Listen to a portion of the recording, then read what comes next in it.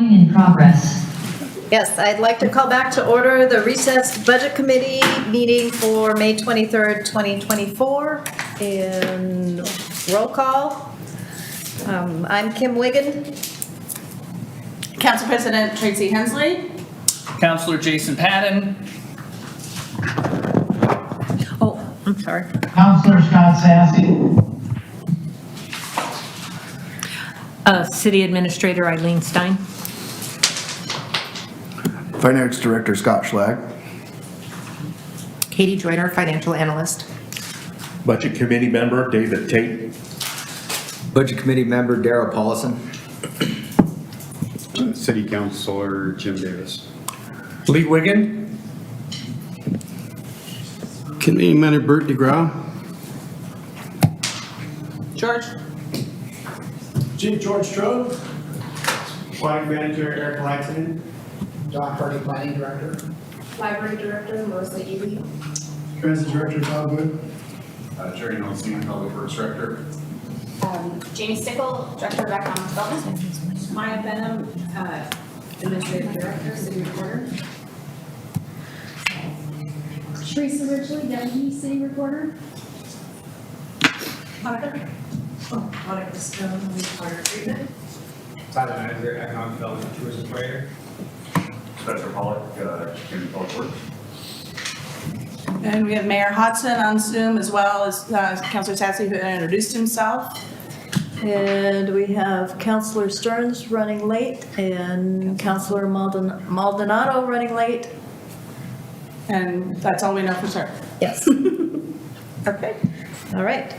Next on our agenda is public comment. Do we have anyone in the audience or on Zoom who wishes to address the Budget Committee?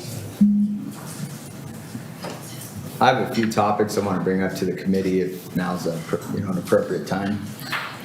Are they fund questions that we're going to address or something different? No, just general committee comments for the committee. Yes, Mr. Paulson? Okay. So I have three things. And so this is my first time, being a part of this group. But I was wondering if it is something that we can do, maybe it's something we adopt for next time, but do something like a Pledge of Allegiance. I know it's customary for council meetings, for that to happen. And so I was just surprised to see that not happen last time. So I don't know, the formal way of asking that, if that's something that we can do. The second thing is a invocation.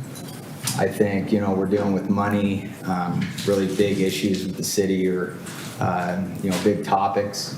And I think having, some divine intervention to solve problems is always a good idea.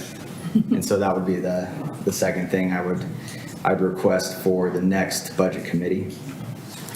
And then the third thing, I may not be asked back here after I say this, but there's a famous quote by a woman named Martha Beck that you guys may have heard before. It's, how you do anything is how you do everything. And it was my understanding when joining this committee that the meeting started at 6 p.m. I hold a high standard for my team, the business that I run. And the first meeting, I believe, started at just after 6:30. And then today's meeting started 13 after. So I would just ask that, we can get them started on time next time. I know we have technical difficulties, but I know that we also have, IT staff and people that can make sure that this gets done beforehand so we're not wasting time. Respectfully, of course. I enjoy being here, so don't hate me for bringing that up. I just wanted to bring that up to the committee if we can consider that for the next budget committee. Yes, thank you, Mr. Paulson. Are there any other comments from? Okay, all right. So Next on the agenda is new business, and Eileen, I believe we're going to move to the swim levy first. We are. Just before, Jerry, Eric, you can come down. I just wanted to point out that you did get a copy of not just the parking lot memo, but the council, or the responses to the parking lot, to the issues that were raised. So I just wanted to point that out. And with that, we will have Eric present the swim center budget, which begins on page. It's on page 80. Hi, my name is Eric Lighton. I'm aquatic director, aquatic manager at the Canby Swim Center. I'm not going to read what's on the pages here. I'm just going to kind of give you an overview. Canby Swim Center is our year-round swimming pool, and a lot of our funding comes from our 5-year levy, which goes through June of 2027 right now, and the rest is made up in fees. We try to keep our fees pretty low. Actually, they're probably the lowest in the area, so that more people can use the swim center. Users are all ages from infant to senior, and it's important to the community to stay active for youth, families, senior, to help fight obesity, keep family active, and for the seniors so they can keep mobile. The Canby swim teams are doing very well. Canby High School team and the Gators, and they just had the Canby Swim Club just put on a Gator grinder that was full this year, triathlon that's hosted at the Canby Swim Center and the surrounding area. One of our biggest issues for the last few years, basically since COVID, has been keeping our staffing at a regular level, and it's actually doing pretty good right now, but it's a kind of a constant battle. But we're at pretty much full staff at the moment. We keep the swim center busy all year, and we have a lot of swimming lessons, and we try to keep everybody safe and make sure everybody knows how to swim in the community. We have about 2 more weeks of school swimming lessons. We have all the second graders come in the whole school district. So that's kind of an overview, and if you have any questions, please let me know.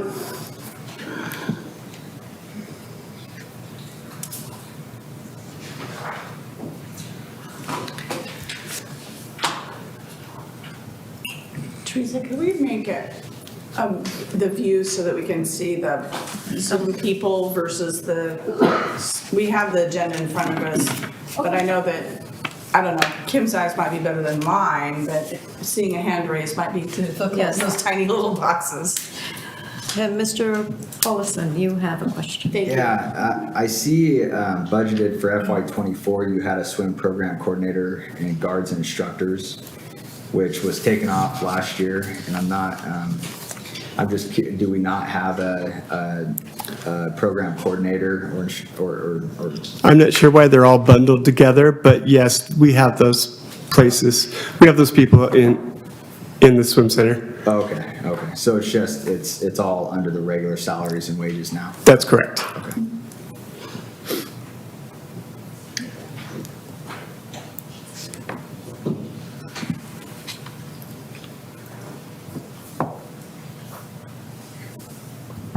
I have a question. The salaries, looks like it's gone from 470,000 to 10,000? Oh, it's 510. Oh, that's my glasses. Okay, sorry. I thought that was a dollar sign. Oh, there's Jack. He's Yes, that would be a problem, but no. Got it. Okay, I was. Everyone's fired. Who's doing what? All right, sorry. I think the only other thing that I would highlight in this budget is under capital outlay, we took building improvements that were greater than 5,000, pool improvements that were greater than 5,000 in equipment. So those had been, we put in 45,000 for pool improvements and 20,000 for equipment improvements. So those are new because we have some work to do on the pool. So other than that, I don't have anything else to mention on the pool. As far as those items go, basically there's three main things. One is we're planning on buying a boiler for the pool to put aside so that it's ready. If it's getting older and when it's going to need to be replaced, and we'd like to buy it ahead of time, so that way it's ready to go in and it will take it will go in a lot faster. One is paint the outside of the building. It hasn't been painted for quite a while, so we're planning on painting the outside of the building this year. And then the third is to hire some people to look at the cost of doing the renovations that we would like to do, so we update the numbers, because it's been 2 or 3 years and we know the numbers have changed, so we need to know what they are in order to decide what we're going to do with the facility. All right, are there any other questions? Okay. All right, thank you. Thank you. Library fund is next.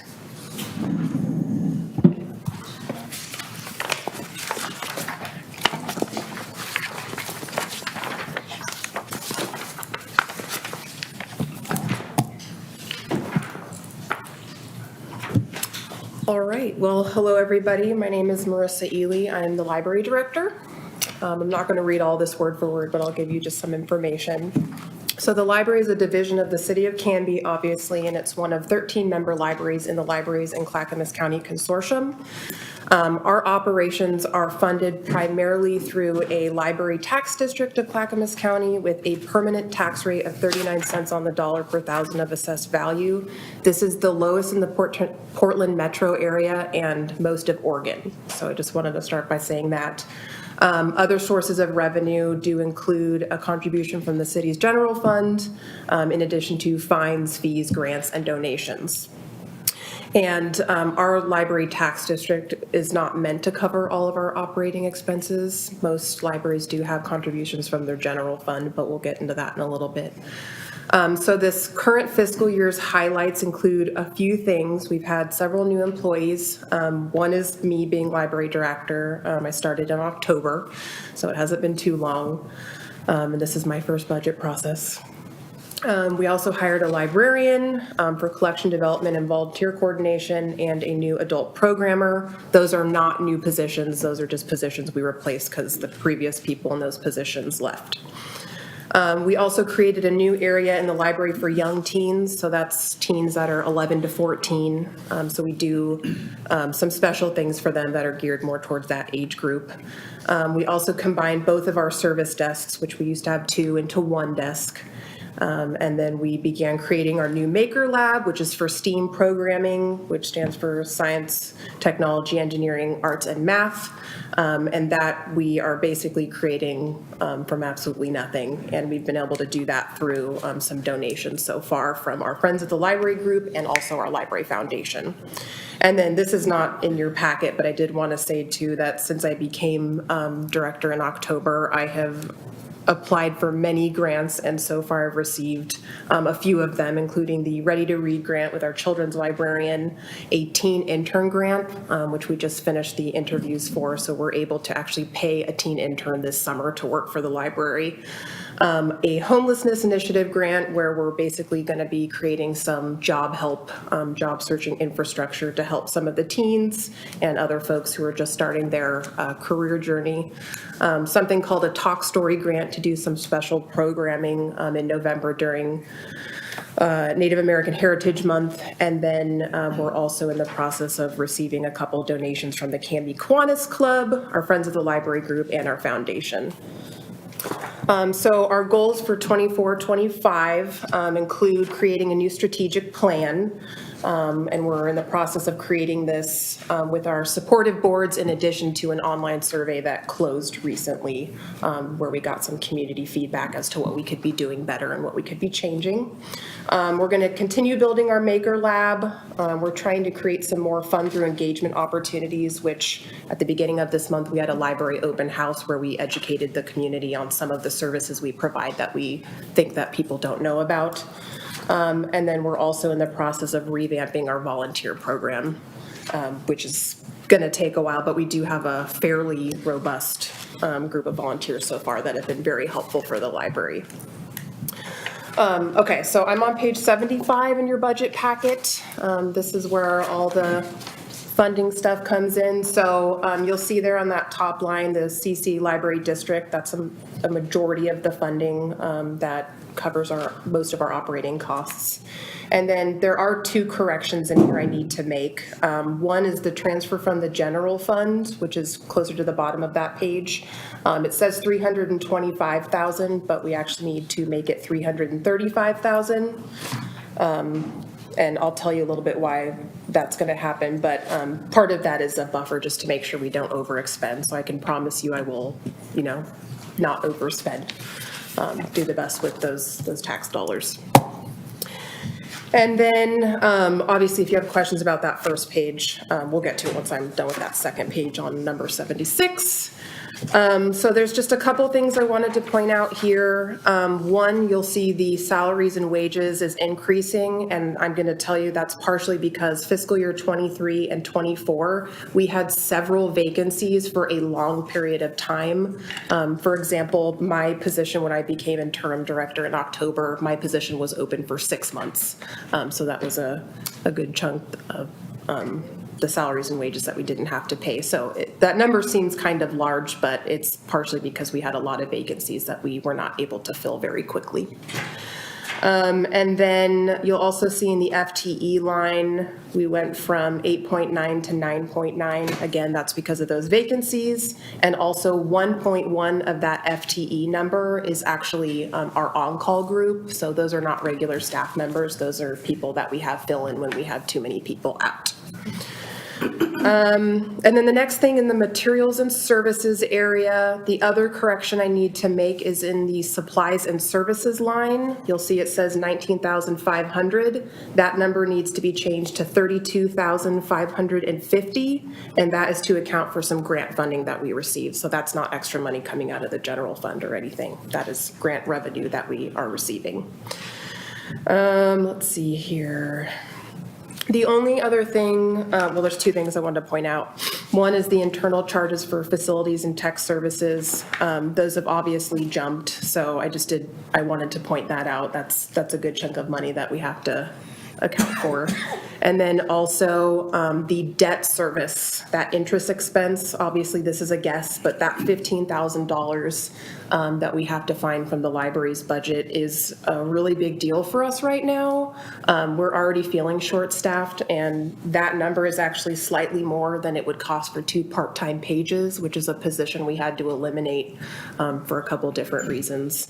But I just did want to point that out, that it's already really hard to find the funds to cover everything that we have. So having to pay that expense is going to be somewhat difficult, but we're prepared to do that. So if you have any questions, let me know. I'm anticipating some questions, but I'm here to help provide any clarity that I can.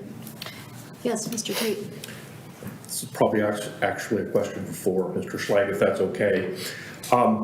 I'm sorry, is it Ely or Ellie? Ely. Ely, Yeah. thank you. When Miss Ely goes out and gets another $60,000 or $70,000 worth of grant money, she's going to want to spend that. Because this is all internal, does that require a supplemental budget? Or, I mean, what's going to be the process for her to spend all that money that we didn't put into the budget this year? Yeah, if she winds up getting $60,000, then we want to be able to do a supplemental budget to bring that revenue in and recognize it and to be able to spend it. We have to appropriate that in order to do that. There are different thresholds, of whether it could be done by resolution versus doing a supplemental budget. So it just depends on what bucket it falls into. Good luck. We'll get it. I'm going to get more, trust me. And yes, Counselor Patton. So I remember us having a conversation about this interest that the library pays to borrow this money. And that there was some initial thought that really that is an unnecessary thing because it's essentially just borrowing money from one fund and then it's being returned later. Do we really need to charge $15,000 in interest for them to just use some money? Directed at me by chance. Sorry, yes. I'm going to give it to you. I did some research on this because I wanted to make sure that what I was bringing to the council originally was accurate information.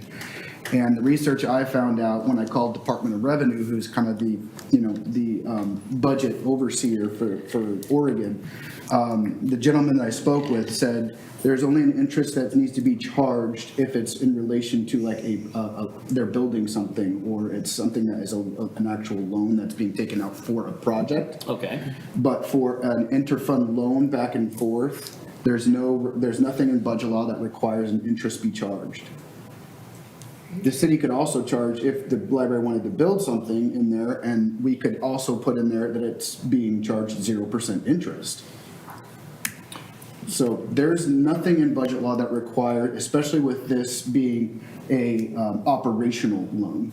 So that's the distinction, is operational versus like a building type project. So if I may, a follow-up question. So essentially, it sounds like we could not charge them the $15,000. And it's not like that $15,000 will have to come from the general fund because it's essentially just moving money temporarily from one pot to the other. Is that correct? Mm-hmm. The $15,000 actually comes from the cemetery perpetual care fund. I thought it was $200 and some odd thousand dollars that comes from The interest, the $500,000 is the interfund loan payment from the CPC, is this cemetery perpetual care fund. Correct. Which we then give back through the When they district get dollars that we paid, when the get. county comes over. Yeah. And then there's also the transfer from the general fund that's coming in at 335. Yeah, but I guess what I'm trying to get at is if we were to not charge the library the interest, it's not like we would be shorting a fund. Per se. The LGIP does pay interest on every fund that has money in there. So in reality, the cemetery perpetual care fund is not accumulating for 6 months interest on what money they have in there. Okay. That's the only caveat. Okay. I recall, and the reason that this interest payment is still in the budget is because the council really hadn't finished discussing that. I recall Councilor Stearns, I think it was, that made the comment about that the cemetery perpetual care fund that the city needed to make sure that the city's obligations to perpetual care in the cemetery were being met. And I think that's where, the conversation ended. So it is still kind of out there. Okay. Yeah. Is it possible to borrow, if we don't wanna short the cemetery perpetual care fund potential interest, is there a different fund that we could borrow the money from that would be less impacted by not gaining that bit of interest? I believe all of our funds have a stake in the LGIP. Well, yes, I understand that, but I mean, if like the sewer perpetual care fund doesn't make X amount of interest, would it have as much of an impact as knowing that the cemetery is gonna be a drain on the city for the rest of its existence? What I'm trying to get at is, I'm tired of the library having to pay interest on this money. We have the ability to not charge the library this interest, and I would like to see us not do it, so that it can be funded to use this money for other things, I guess is what I'm trying to, that's the cat that I'm trying to skin you. Hey, be nice to cats. Well, squirrels, I hate squirrels, so let's say squirrels. Okay. And Counselor Hensky. My question's actually very similar to Councilor Patton, so we'll continue the conversation a bit. Excuse me. I'm wondering, we go from 6645 to 15,000. Is this actual cost recovery for that interest payments that the cemetery is losing? Or is in fact the cemetery making a little money on the loan? No, I believe it's actual just cost recovery or, because the money that would have been in the LGIP is earning interest, but it is not there.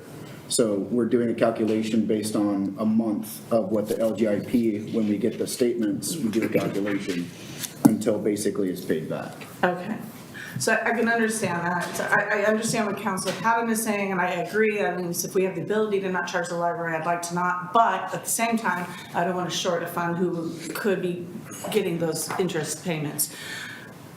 Is there a fund that could afford it more than the cemetery? I mean, I know this cemetery perpetual care, it's only going to have so much revenue coming in. There's only so many plots, there's only so many people that can occupy that place. I don't know what to say. But anyway, I'm wondering if there's a better fund that could absorb some of this, so maybe we could split the difference and they pay part of the interest? I don't know. I'm with Jason. I would like to help the library out, but then I don't want to see another fund get slighted what they could get from their interest. So I don't know what that looks like. That's why I'm looking to you, the finance guy. I don't know if there's a real good answer to say that any one fund or is not going to be receiving LGIP interest when you're loaning, when it's just an interfund loan. There's going to be a shortfall in one or the other. So whether I'm splitting it up between all funds and everybody has a small piece of it, that's, you know, yeah. And I think that's probably why we came to a stall last year on this discussion, is because we couldn't find a good solution. And unfortunately, One possibility is that, you know, so you don't get stuck here as well, is to keep it in the budget. We don't have to make the interest payment right away. So the council could continue to discuss this issue. We could, you know, see if there's any other way of paying it, but it would be left in the budget for now. Okay. Mr. Mayor, if you can still hear us, I'm going to propose that we leave it in the budget at this point. But last year, this discussion got dropped. We haven't talked about it again until tonight. So I would like to see it on a future agenda to maybe come up with a plan that we can maybe finance this in a way that's helpful, yet doesn't harm another fund. So, I mean, this is a discussion that we need to keep going on. And my other question was, just the beginning balance is very up and down, 70, 40, 1,000, 208. What is that about? Well, obviously the 1,800 that you see is what was budgeted in '24, so that was our best guess back then. And then what we're proposing for this current year is all based on what we end up with in 2024 based on our projection. But those numbers are changing because of the add in revenues and the changes in expenditures. So when we change a number in one of these, that beginning number also is going to change. Okay. So in my live version right now, our proposed number did drop on beginning fund balance by about 10 grand. So just because of the adjusting we're doing, it is coming down. And again, these are proposed numbers that I'm trying to project when I still have 3 months to go before the close of the fiscal year when I started this process. Great. So unfortunately, I don't have, it's all based on what I believe that it's going to fiscal year 24 will end at. And that's what's carried forward to the beginning of 25. Gotcha. So- Okay. And my final comment is actually from Marissa. I know you've only come on to this position in October, but I applaud you for getting the employees and volunteers rallied, and the library is definitely has a different feel to it now, and I applaud you for that. I believe that that's on your watch, and you get credit for that, and I also applaud you for going out and finding other revenue streams. So, because, I mean, this economy is very hard for everyone, and so good job in trying to find other ways to fund things. Good job. Yes. And Councilor Patton, did you have another question? I have just two more. So back, and I'm trying not to beat the horse to death, but this popped in my head with the interest. Is there anything to prevent us from just covering the interest out of like the general fund reserve? You can do, I mean, yeah, the budget committee can, out of the reserve, they can do that. It just reduces the reserve? fund balance, right? Yeah, exactly. Yeah. Okay. Let me throw out that, 3 or 4 years ago, the LGIP was paying nothing and probably saved the cemetery perpetual care some dollars. Mm-hmm. So if I had a crystal ball and I could see the future, then I'd probably have my own island because I know what to invest in. Yeah. But I'm just taking a shot at, based on just what is the 6 months going to look like in the economy. And I could be way off, and it could be 20 grand or it could be $2,000. Yeah. No, Right. So that's the problem I think with this is it's going to be a roller coaster ride from year to year. Definitely with what we're trying to say is interest that the library would owe back.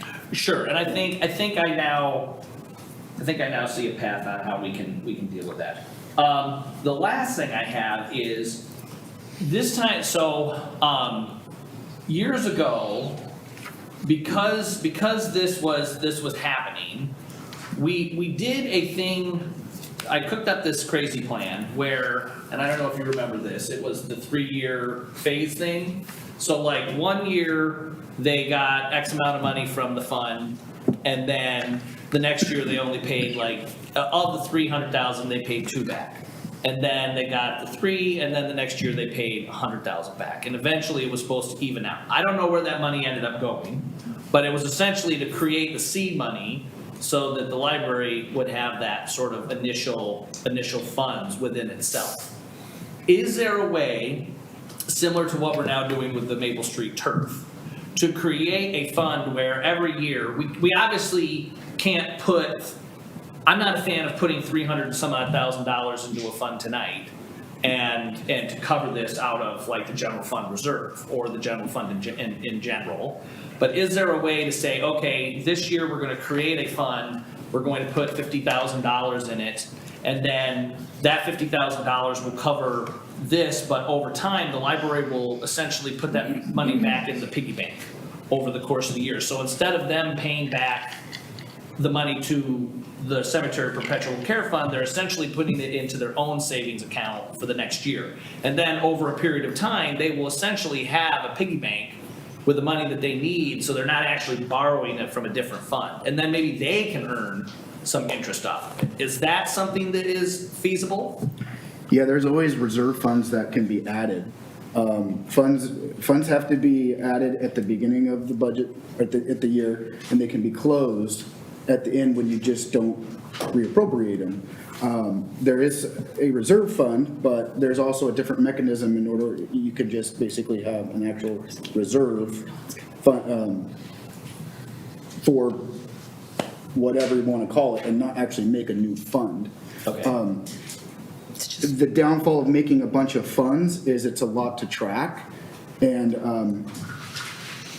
I just don't recommend doing it because I've audited cities that had 30 funds, and it turned into a nightmare because they couldn't keep track of all of the ins and the outs, and there was a lot of write-ups that were unnecessary. So if there's a different mechanism to be able to say it's in a reserve, like we do for like the turf, that's an easy ask to do, and that's just an add-on to like an account, a GL account. But and then tracking it. it's still a general fund expense. Right. So it's still coming out of the general fund. You're just setting money aside from the general fund. So you're lowering whatever fund balance you have to work with. Okay. for other things. Would it be possible, I guess, to put on the parking lot or whatever, investigating being able to do that? Sure. Set something like that up, because I would like to see us start to build that out so that we don't have to do this, to allow the library the ability to kind of control its own destiny each year, knowing that we can't do it all in one shot because it'll be too much of a drain. But, you know, over the course of X number of years, being able to build that up so that it's there. Does that make sense? Okay, then I think I'm done beating that, sorry.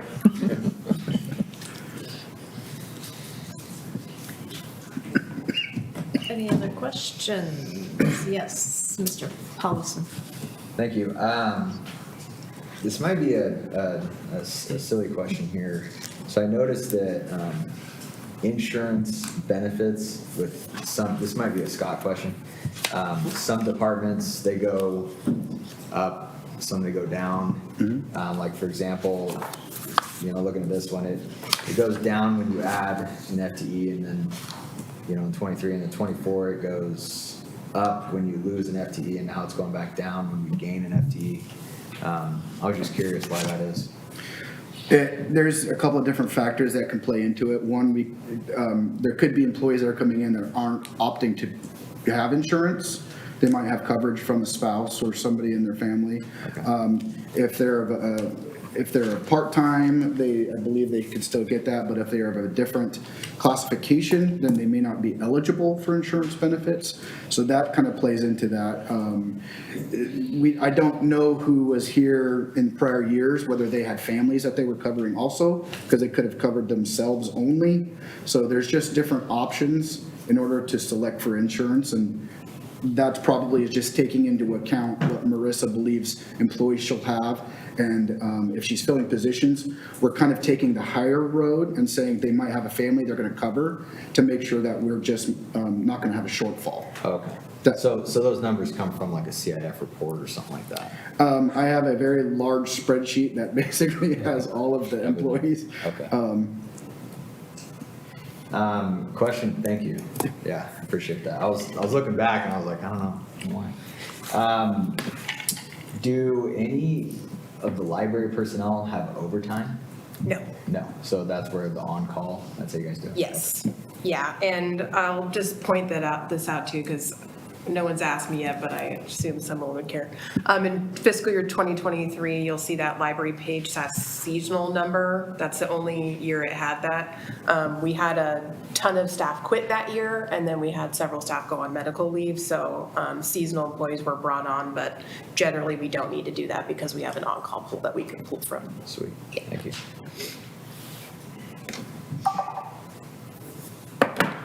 Any other questions? All right, Okay, thank you. thank you. Ms. Mason. Transit is the next fund. Todd makes his way down.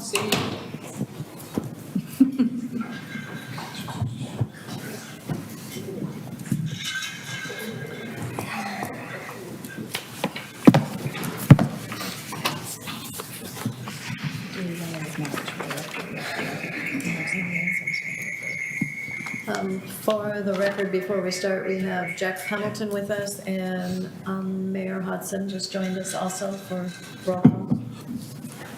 All right, thank you.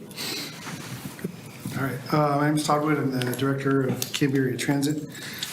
Transit Fund is on pages 77, 78, and 79. We'll go through it, but there's not a lot that's changed. We continue to operate based on our payroll tax as well as our federal and state funding. Received about $508,000 in federal funds, about $398 in state transportation improvement funds. We're in the progress of our master plan updates required to do every 5 to 7 years. So that's in the middle of progress right now. We are working on the design and design engineering phase of our administrative offices that we hope to get built someday. We continue to keep our payroll tax at $6 per thousand. We have since 2002, which gives us about 33.95% lower than what TriMet is currently charging their businesses. And theirs goes up every year, ours hasn't. So we added the Saturday service to the Canby Loop, which has become a very popular service, our Canby Loop. We changed the hours on our 99X to improve efficiency, meaning the buses are down less and they're operating more. We negotiated a contract extension, which we'll talk about here in a second.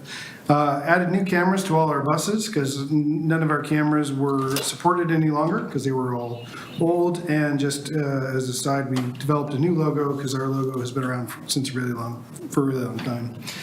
When we hit 24, 25, we expect to receive $424,000 in federal funds between the 5311 and 5310. About $579,000 in state transportation improvement funds. I am waiting to hear back from the state, but we may get another $103,000 in state transportation improvement funds. Master plan should be done in October, November, somewhere there. We're hoping to have the design and engineering done by December of this year, and then we're hoping to figure out how to pay for a building so that we can get that built.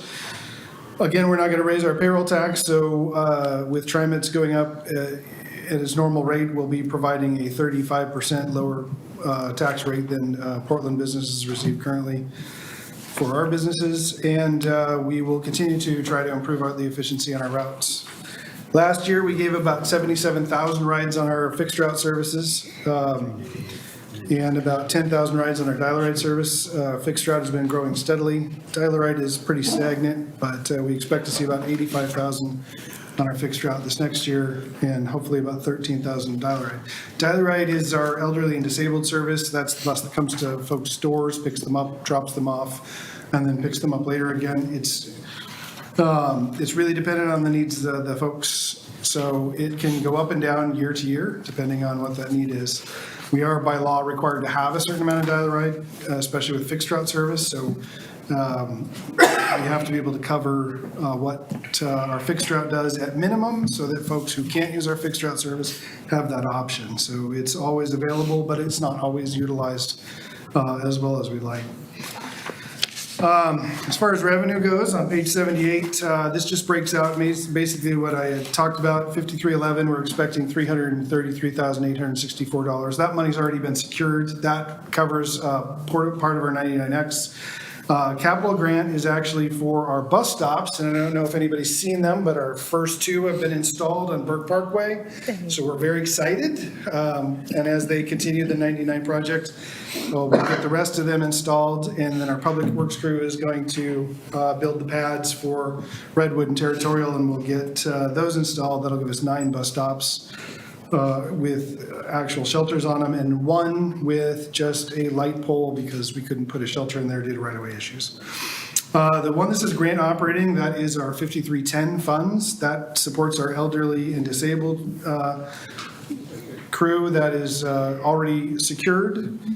STIF formula funds, they're a bit of a strange bag. We don't actually know how much we're going to get.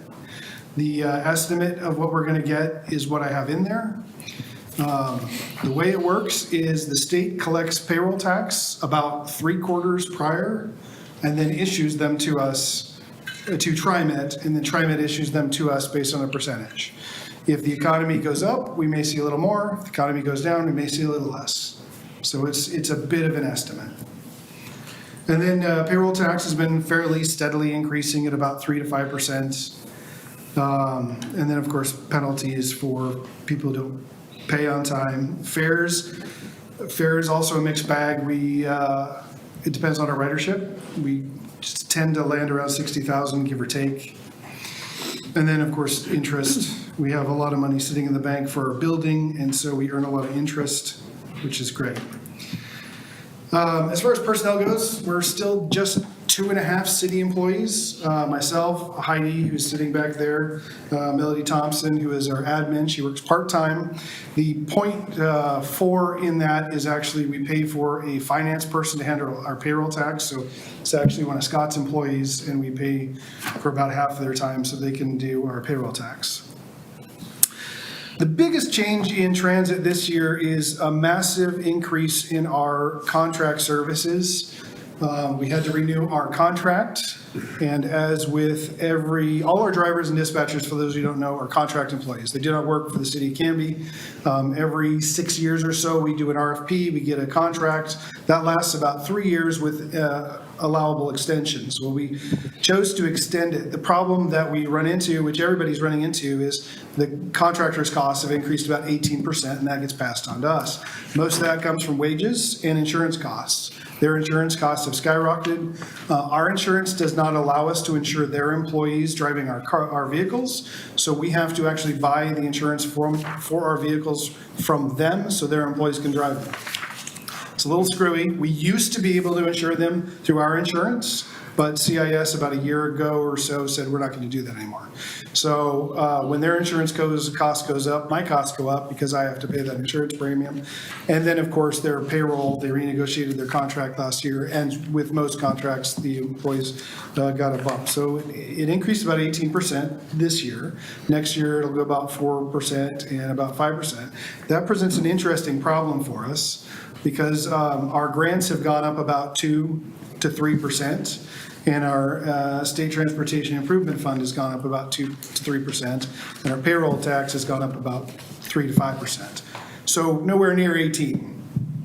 We are reaching a point where the amount we have coming in and the amount we have going out are slowly becoming the same, and once they get to the same, they may pass each other. We're hoping that as the city brings in more businesses, our payroll tax will continue to increase, and we're hoping that we see some additional grant revenues, but it's always up in the air for us. Outside of that, most of our funds have stayed fairly steady. The internal service charges have gone up, just like everything else. Everything's gotten more expensive. Those costs have to be covered. So, questions? Yes, Mayor Hudson. Todd, so there's the employee payroll tax. That was statewide, correct? So there's two different taxes. One is ours, one is not ours. So we have the employer payroll tax, right? Correct. So the businesses pay that based on their payroll. And they state- love scratching that check every quarter. Sure. The state itself instituted back in 2017 a statewide payroll tax on every person who works in the state of Oregon. So that's that little transit at the bottom. That money goes to the state. The state then issues it to the qualified entity in the area. That's TriMet. TriMet then distributes it based on a formula that they have come up with to the various entities and tells us this is how much we think you're going to get. And then we tell them what projects we want to do. And then the TriMet Board of Directors approves those projects. And then the state approves those projects. And then we get the money throughout the year, assuming that's the amount of payroll that comes in. Wow, okay. It's an interesting program. Nope, I just wanted to make sure that was explained for everyone to understand. We are working on some solutions to that right now. I don't know, a lot of them are legislative. So, and that's always like moving mountains to change the legislator. Yes, Mr. DeGraw. Yeah, I was under the understanding that the bus service that we put together was going to be paid for by the business within Canby and would service the city of Canby. Some of it is, yes. Yeah. So now we're running to Molalla, we're running to Oregon City, we're running to Woodburn. Do those businesses contribute anything to our bus service? So we don't run to Molalla. We only run to Oregon City and Woodburn. And we've done that since the beginning. And it's not about the city of Woodburn or the city of Oregon City. The purpose was to connect the residents of Canby outside of Canby. So for instance, we run to Oregon City because that's where TriMet is. And that's how all our folks can get to TriMet and get to downtown Portland or other parts of Oregon City. And then the reason we run to Woodburn is because it's where Salem is. So we can meet Salem, we meet Salem at Bi-Mart, so people can then transfer to the Salem bus service. So it's not really about serving those cities, it's about getting our folks options outside of our city.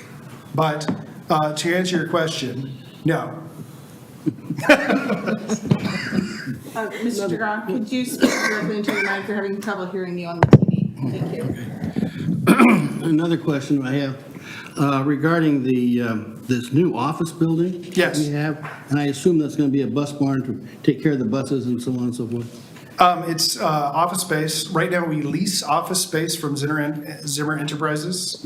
And he's been very kind to us, and I really appreciate that. He has a couple of folks who would like our space, so he's hoping that we will leave so that he can rent it to someone else. So we have 22 people who meet in our space right now, not all at the same time. But the bus drivers come and go. We don't have enough space for everybody. And so Heidi, poor Heidi, I relegated her to Public Works because I don't have enough space for Heidi. So we need more space. So it'll be an office building for our dispatch staff who manage all the dispatching of the buses, the bus drivers to come, the bus barn to get the buses. We'll have a small maintenance bay to do minor repairs. We do have a full-size maintenance bay at Public Works for the mechanics to do that work there. And then a wash bay so that, because right now we're using a hose in the parking lot to wash buses. Has there been some consideration to the old barn, bus barn over there that the school bus use that's up for lease across from the school? I mean, I don't know anything about that. So, no, we bought this property back in 2019. We've owned the property itself since then. We own about 2.1 acres, but I have not. So nobody's looked into leasing that building over there that's already to go? No clue. Didn't know it existed. Yeah, it's right across from the middle school over there. Okay. Yeah. I'm not familiar with it, yeah. Really nice building. Is that a first transit or first student building that they used to have? It was. Okay. It's not anymore. It's empty. Yes, Councilor Patton? Oh, I was, If you're I was finished. just getting in line. I'm not trying to cut you off. Are you, I'm sorry. I think it might be worth looking into because I think you could probably save, $2.1 million to go for a long ways to lease that little property over there. Sure. And it's all ready to go. Yeah. And you can sell the land you got and make some revenue. All right, Councilor Patton? So the bus stops, little bus shelters. Yes. Several years ago, it was decided to purchase those now for later to save money. Yeah. I am just curious, would it be possible to figure out how much money we saved, like what we bought them for? Not right now, I'm not putting you on the spot right now, but I would just be curious as to how much money we actually saved on purchasing them back in the day to compare to what they are now. I mean, it's possible. It's just something to do in your spare time. Todd. I already own them, so it's not. I'm just curious. I just think it'd be interesting to see, because, that was kind of an odd thing that we did. And I think there's other things that the city could maybe, like if it was a noticeable amount of money, it'd be like, well, maybe if we plan on doing some other stuff like that, it would be good to continue this trend. Well, So, you would be good to talk to our public works director about how much he enjoyed storing those for the length of time he did. well, I was just curious. I don't know. Okay. I'm gonna have to buy more, so I guess I'll find out. Okay. Because we'll need more for the rest of the system at some point. Okay. I just came back from the coast. Yes, Oh. Mayor Hudson? Thank you. Just to kind of piggyback on Mr. DeGraw's comments about the bus running to Oregon City and but running to and from Woodburn. Most of there's a hiring need in Canby, and it's at a level that when we look at about 80% of the residents of Canby leave every day to go to work elsewhere, we have to bring workers into town to do a lot of the service jobs. And so those are coming from communities like Woodburn and those, because we do stop, I believe we have stops between Canby and Woodburn as well. So that's a lot of that as well, is that we're picking up and taking back employees from those communities to come in here. So that's the, I guess, the cost of doing business. And we talk about that payroll tax and what that is. That's what a big part of that goes to. We also bring a lot of people from Woodburn here to shop. We have a lot of folks we bring up, that we pick up, take home, with loads of groceries. It's pretty common.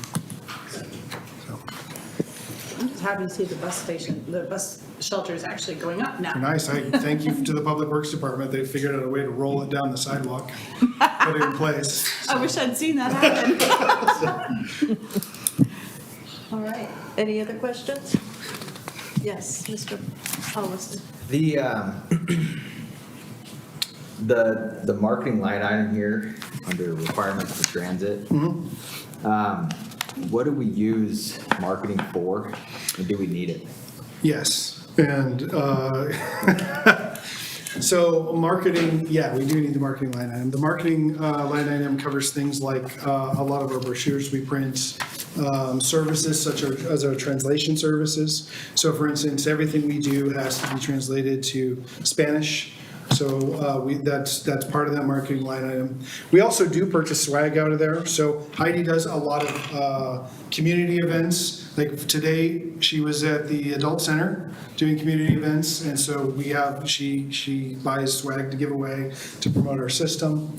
So it includes, we don't do a lot of, when it says marketing, a lot of purchased advertising. I think we've, in the last year, bought one magazine ad on the back. You'd have to ask Jamie what magazine it was. What is it? Discover Candy. Discover Canby. So we don't use it a lot. We don't use it for actual like advertisement, like television, stuff like that. We use it for brochures, swag, and that type of thing, so. Okay.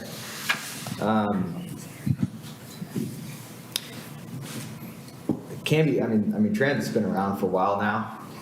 I think pretty much everybody, you do have new people that do come to Canby. And I think according to the police, they came out with a survey that showed that we're going to be decreasing in population by like 800 was kind of the estimation. I just don't know if marketing, because I can understand marketing at the beginning. And so, handing out t-shirts and stuff, We don't do t-shirts, but that's a good idea. Or hoodies or, swag or whatever. And I can understand, needing to translate, but I would think that would fall under, a different line item, like printing. So I don't know why we're spending $12,000 on marketing for a system that everyone knows in a community that is going to be decreasing in population. You would be surprised by the statement, everyone knows. A lot of people don't. It's, it's here, I know it's here. I'm always amazed at the number of people that don't. Heidi constantly meets people that are surprised at our services. People that live in Canby? That live in Canby. I'm always amazed at the number of people that don't know exists. So, and she could talk more about that. She does a lot of our marketing. She goes out, like I said, she was at the adult center today. She goes to Bridging Cultures on Saturdays to meet with those folks. She goes to Hope Village to meet with those folks, and always amazed at the number of people that are unaware of the services we offer. Okay. Sweet. All right, are there any other questions? All right, thank you. And for the record, we have Councilor Stearns has joined us and Councilor Maldonado has joined us. Everybody messes it up the first time. I'm sorry. I still have to concentrate on that. I had to know him for like a year before I could say it right, so, And you still don't say it. No, you just said that. So the street fund is next, and we have Jerry Melzine, our Public Works Director. Good evening, everyone. Jerry Milzine, Canby Public Works Director. We're on the Streets Fund, page 82 and 83. The Streets Fund is responsible for the street construction, maintenance, and all related aspects of public streets, alleys, right-of-ways, tasks including paving, oiling, overlaying, patching, striping lanes, landscaping, spraying the right-of-ways, and repairing street signs, maintaining city parking lots, and maintenance of street lights. They also do a lot more than that, from transit bus shelters to putting up your hanging baskets. That group down there does a lot for for the city, and they've been around a while, and so I'm really proud of them. But anyways, we got some pretty quick, awesome highlights that we did this year. One of them was beginning the engineering of Northeast 10th Avenue. Yeah, it's been something that I've been wanting to do a long time, so it's underway, and we're working on acquiring easements for the project. But one of them that I'm really excited about, and Spencer Pollock kind of headed it up, I didn't get to do it, but was North Locust Street from 4th to 10th, and that's something that I've been trying to do ever since we redid in front of the fairgrounds back, and I don't even remember what year that was, but I thought it was I never thought I'd get the job done, and it was, when I started here in 2004, we were able to do Northeast 4th from Ivy to Knott Street, and my goal has been since that day to try to finish that connection around there. So we got Locust done, now we're gonna start on 10th, work away around, and work on the Pine realignment, so that hopefully, when that's all, sometime throughout all that process, we can maybe start working with our mayor and Clackamas County to take over Pine Street, so that we can finish that whole area of some of our worst streets in Canby. So some of the stuff that we want to work on in this budget cycle is crack sealing. We're on that. We're going to start this week, but the weather didn't cooperate. So the sweeper, we're at 65 miles, but I think we're a little bigger than that on streets right now. I think we have a little more now. We need to do inventory on that, but we haven't done a PCI rating index in a few years to just see where we're at on that. And that's something on the list that I'll probably do in another budget cycle. But the goal is I'd like to get 10th reconstructed, get Pine redevelopment like I talked to done. We are projected to overlay, it says 12 streets, and that's with the help of the urban renewal on the alleyways. We've included that in there, so if you're wondering why that's higher, because the streets have gone down over the years because of the price. And so we finally have a scheduled street maintenance fee task force scheduled for June 3rd that we're going to start looking into that. So on what we do with that fund that comes in that helps us with all our paving. So that being said, all of our, not a lot of changes with the streets. The biggest thing that we got going for basically for equipment is, I brought it up in parks, the bucket truck that was purchased with street years ago, Parks used, it is done. It's a 1984, and so I put in there money for a new bucket truck. And so that's just under, let me find it here, under equipment, 430,000. And I hope, those are safe numbers. I hope it doesn't cost that much. But by the time we get stuff ordered and get it here, it seems like it always is more. So I'm working on better estimating on projects and equipment for our finance director, make his life easier. So I know Jack Pendleton, Commissioner Pendleton had a few questions, and I believe one of them was the electric charging station. Yes. Yep. Do you want me to bring up the questions you had, or do we want to just do it in a question as we go? It's up to you, because I know you had two questions.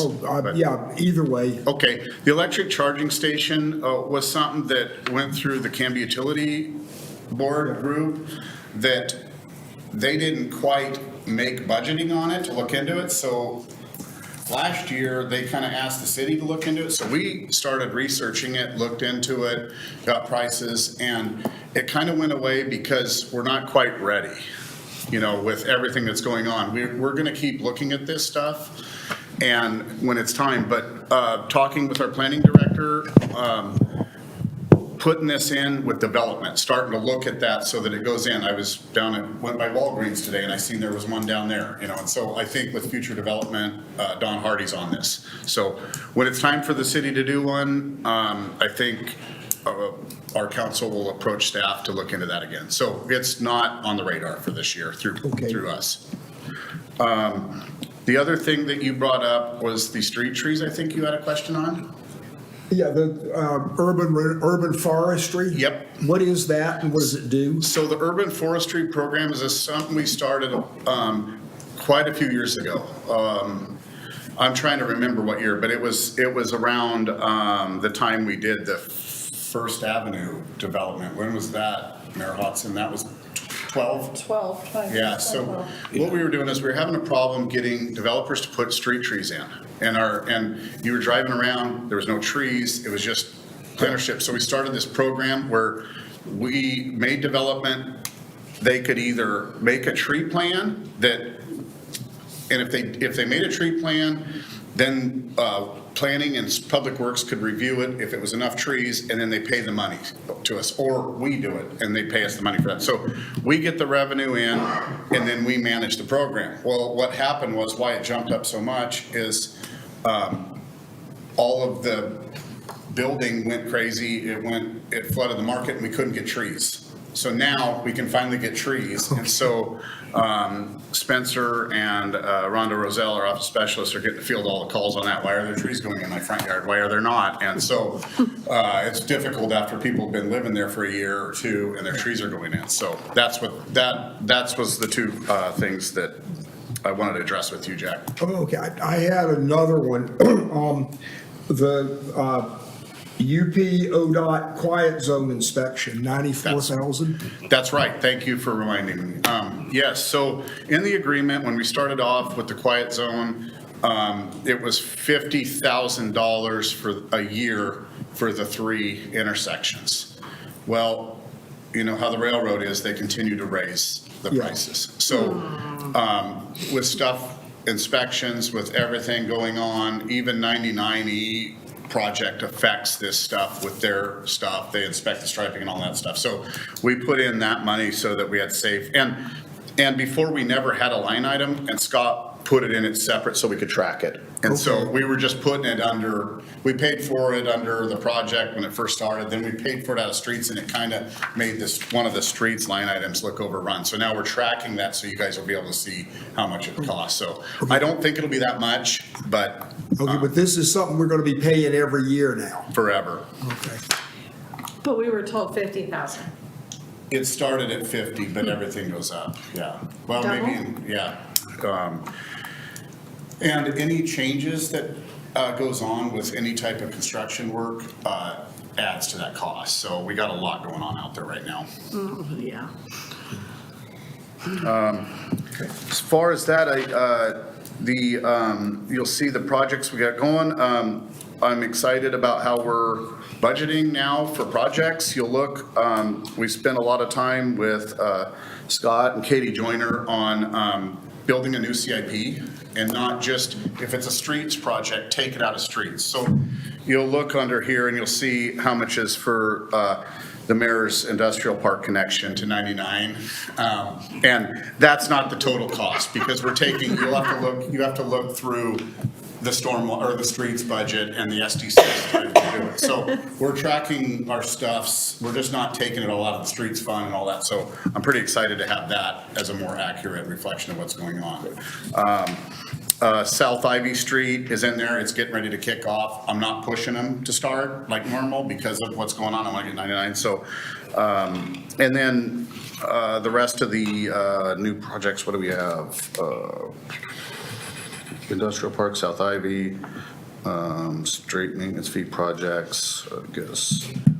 That's kind of 10th Avenue and Northeast Pine Alignment, but that's kind of, and then the fuel station. So those are the main capital projects that we're working on this year. So I didn't know if anyone had any questions for me. Yes. Can you give us an update on that fuel station? Yes, it's, I'm hoping it'll be out to bid within 2 months. Oh, it hasn't started yet? No, we've been through an extensive process with this through the design phase of it. It's a lot harder to build a fuel station than I realized. And so but we have all of the approvals, everything's ready to go. We're just dotting our i's and crossing our t's. What is the purpose of that fuel station?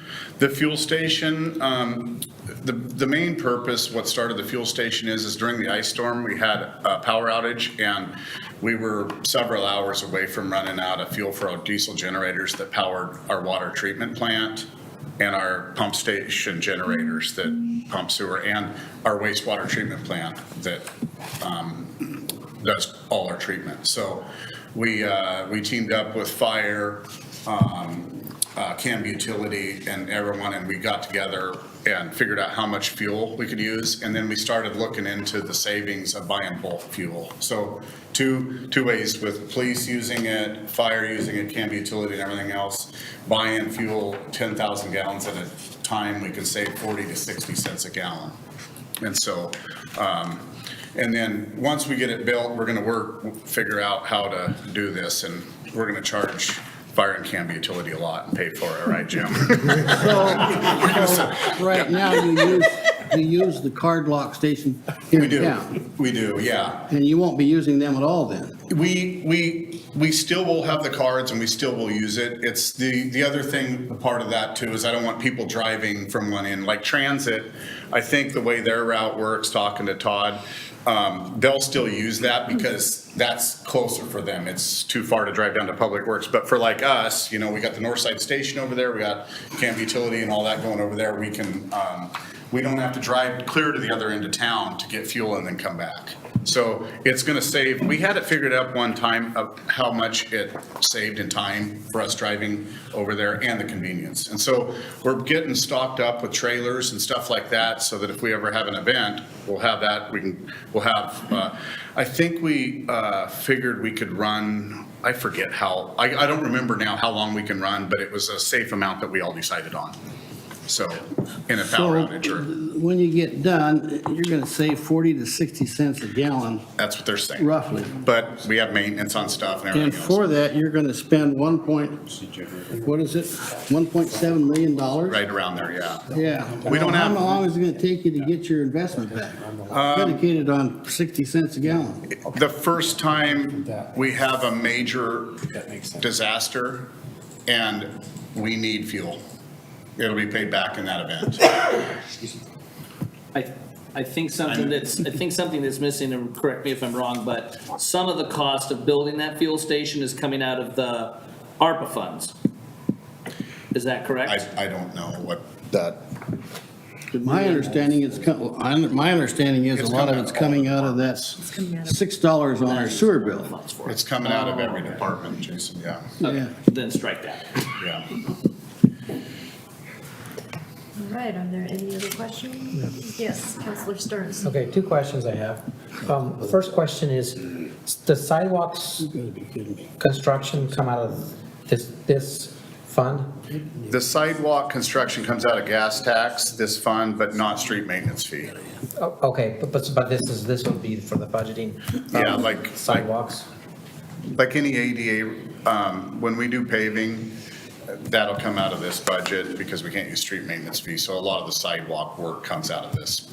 Is there a plan for, shall we say, increasing the connectivity of the sidewalks in Canby, since it's, at least from my point of view, very, very hard to find a complete sidewalk to go anywhere? Yeah, and I actually had a report, I was questioned on this, Councilor Stearns, a while ago, and I sent it out to the Bike and Ped Committee so they could see it. It was impressive how many sidewalks we do a year. I know it's slow, but any type of CDBG fund grants that come out with the county, we grab up and do those and do areas. But yeah, like 10th Avenue is a big one, Pine over there. And so we do them with street projects, to answer your question. Okay, so that's good. Ivy Street's gonna be a big one this year. Okay, so the other question I have is, do you, basically, do you have enough, do we have enough funding to keep everybody busy the whole year? Or are we gonna have to slow down because of lack? I mean, do we have, there's a lot to be done, I know, and there's only so much time, but there's also so much money. I have 3 employees with boots on the ground in streets, and they stay busy. Okay. Yeah, Did and you- I've stayed lean so that I don't have to worry about that. It kind of, I'm glad you say that because it really ebbs and flows with the development. Because when all this development was going crazy, the collections guys, having that whole group of people down there together, they work together. And it's just amazing how having 3 or 4 departments working together helps with that type of situation, because one ramps up, the other one slows down, and it's just worked out. But we just finally got fully staffed here recently, and it's been a game changer. It's been kind of fun not falling behind. So you feel you're fully staffed and you need, okay. We could always use more help, but right now, it just kind of follows that because development has slowed down, so there's not all the inspections, there's not all of that stuff. But now we're out doing a lot of more maintenance. We're going to start crack sealing, and with the collections crews, we're getting caught up on the sewer cleaning and stuff like that. So, no, I could always use more employees, but on the other hand, it is, we don't want to get too many when stuff does drop. So. All right, yes, Mr. Powellson. So this might be a question for you or maybe Scott. I just noticed this OH transfer to general fund. What? Overhead. Overhead? Okay. Every fund has it. Yeah, every Every fund outside the general fund. fund that funds or that goes into the general Well, fund. probably every fund outside the general fund. Yeah, okay. You'll see that. And what's that for? It's basically, Eileen, it's for finance, it's for basically, The people that support. HR. Yeah, okay. Yeah, those kind of things that we're doing for each fund. Okay, gotcha. And you don't take it from general fund either, or you don't take it, it's only from designated funds or outside of the general fund? It's revenue coming into the general fund, Uh-huh. so Yeah, it wouldn't make there sense to wouldn't be. take money from the any general to reason the take it general. from the general Okay. fund, so. I did have one thing here. So under your performance measures, streets overlaid, you can see the streets. I mean, streets, I think, can be kind of relative, right? Like you can have kind of a short street, long street. So I see 12, it's a big number, which is, obviously we see that you've got more, some more projects this year. But I would like to see maybe miles, yards, feet, something like that. No problem.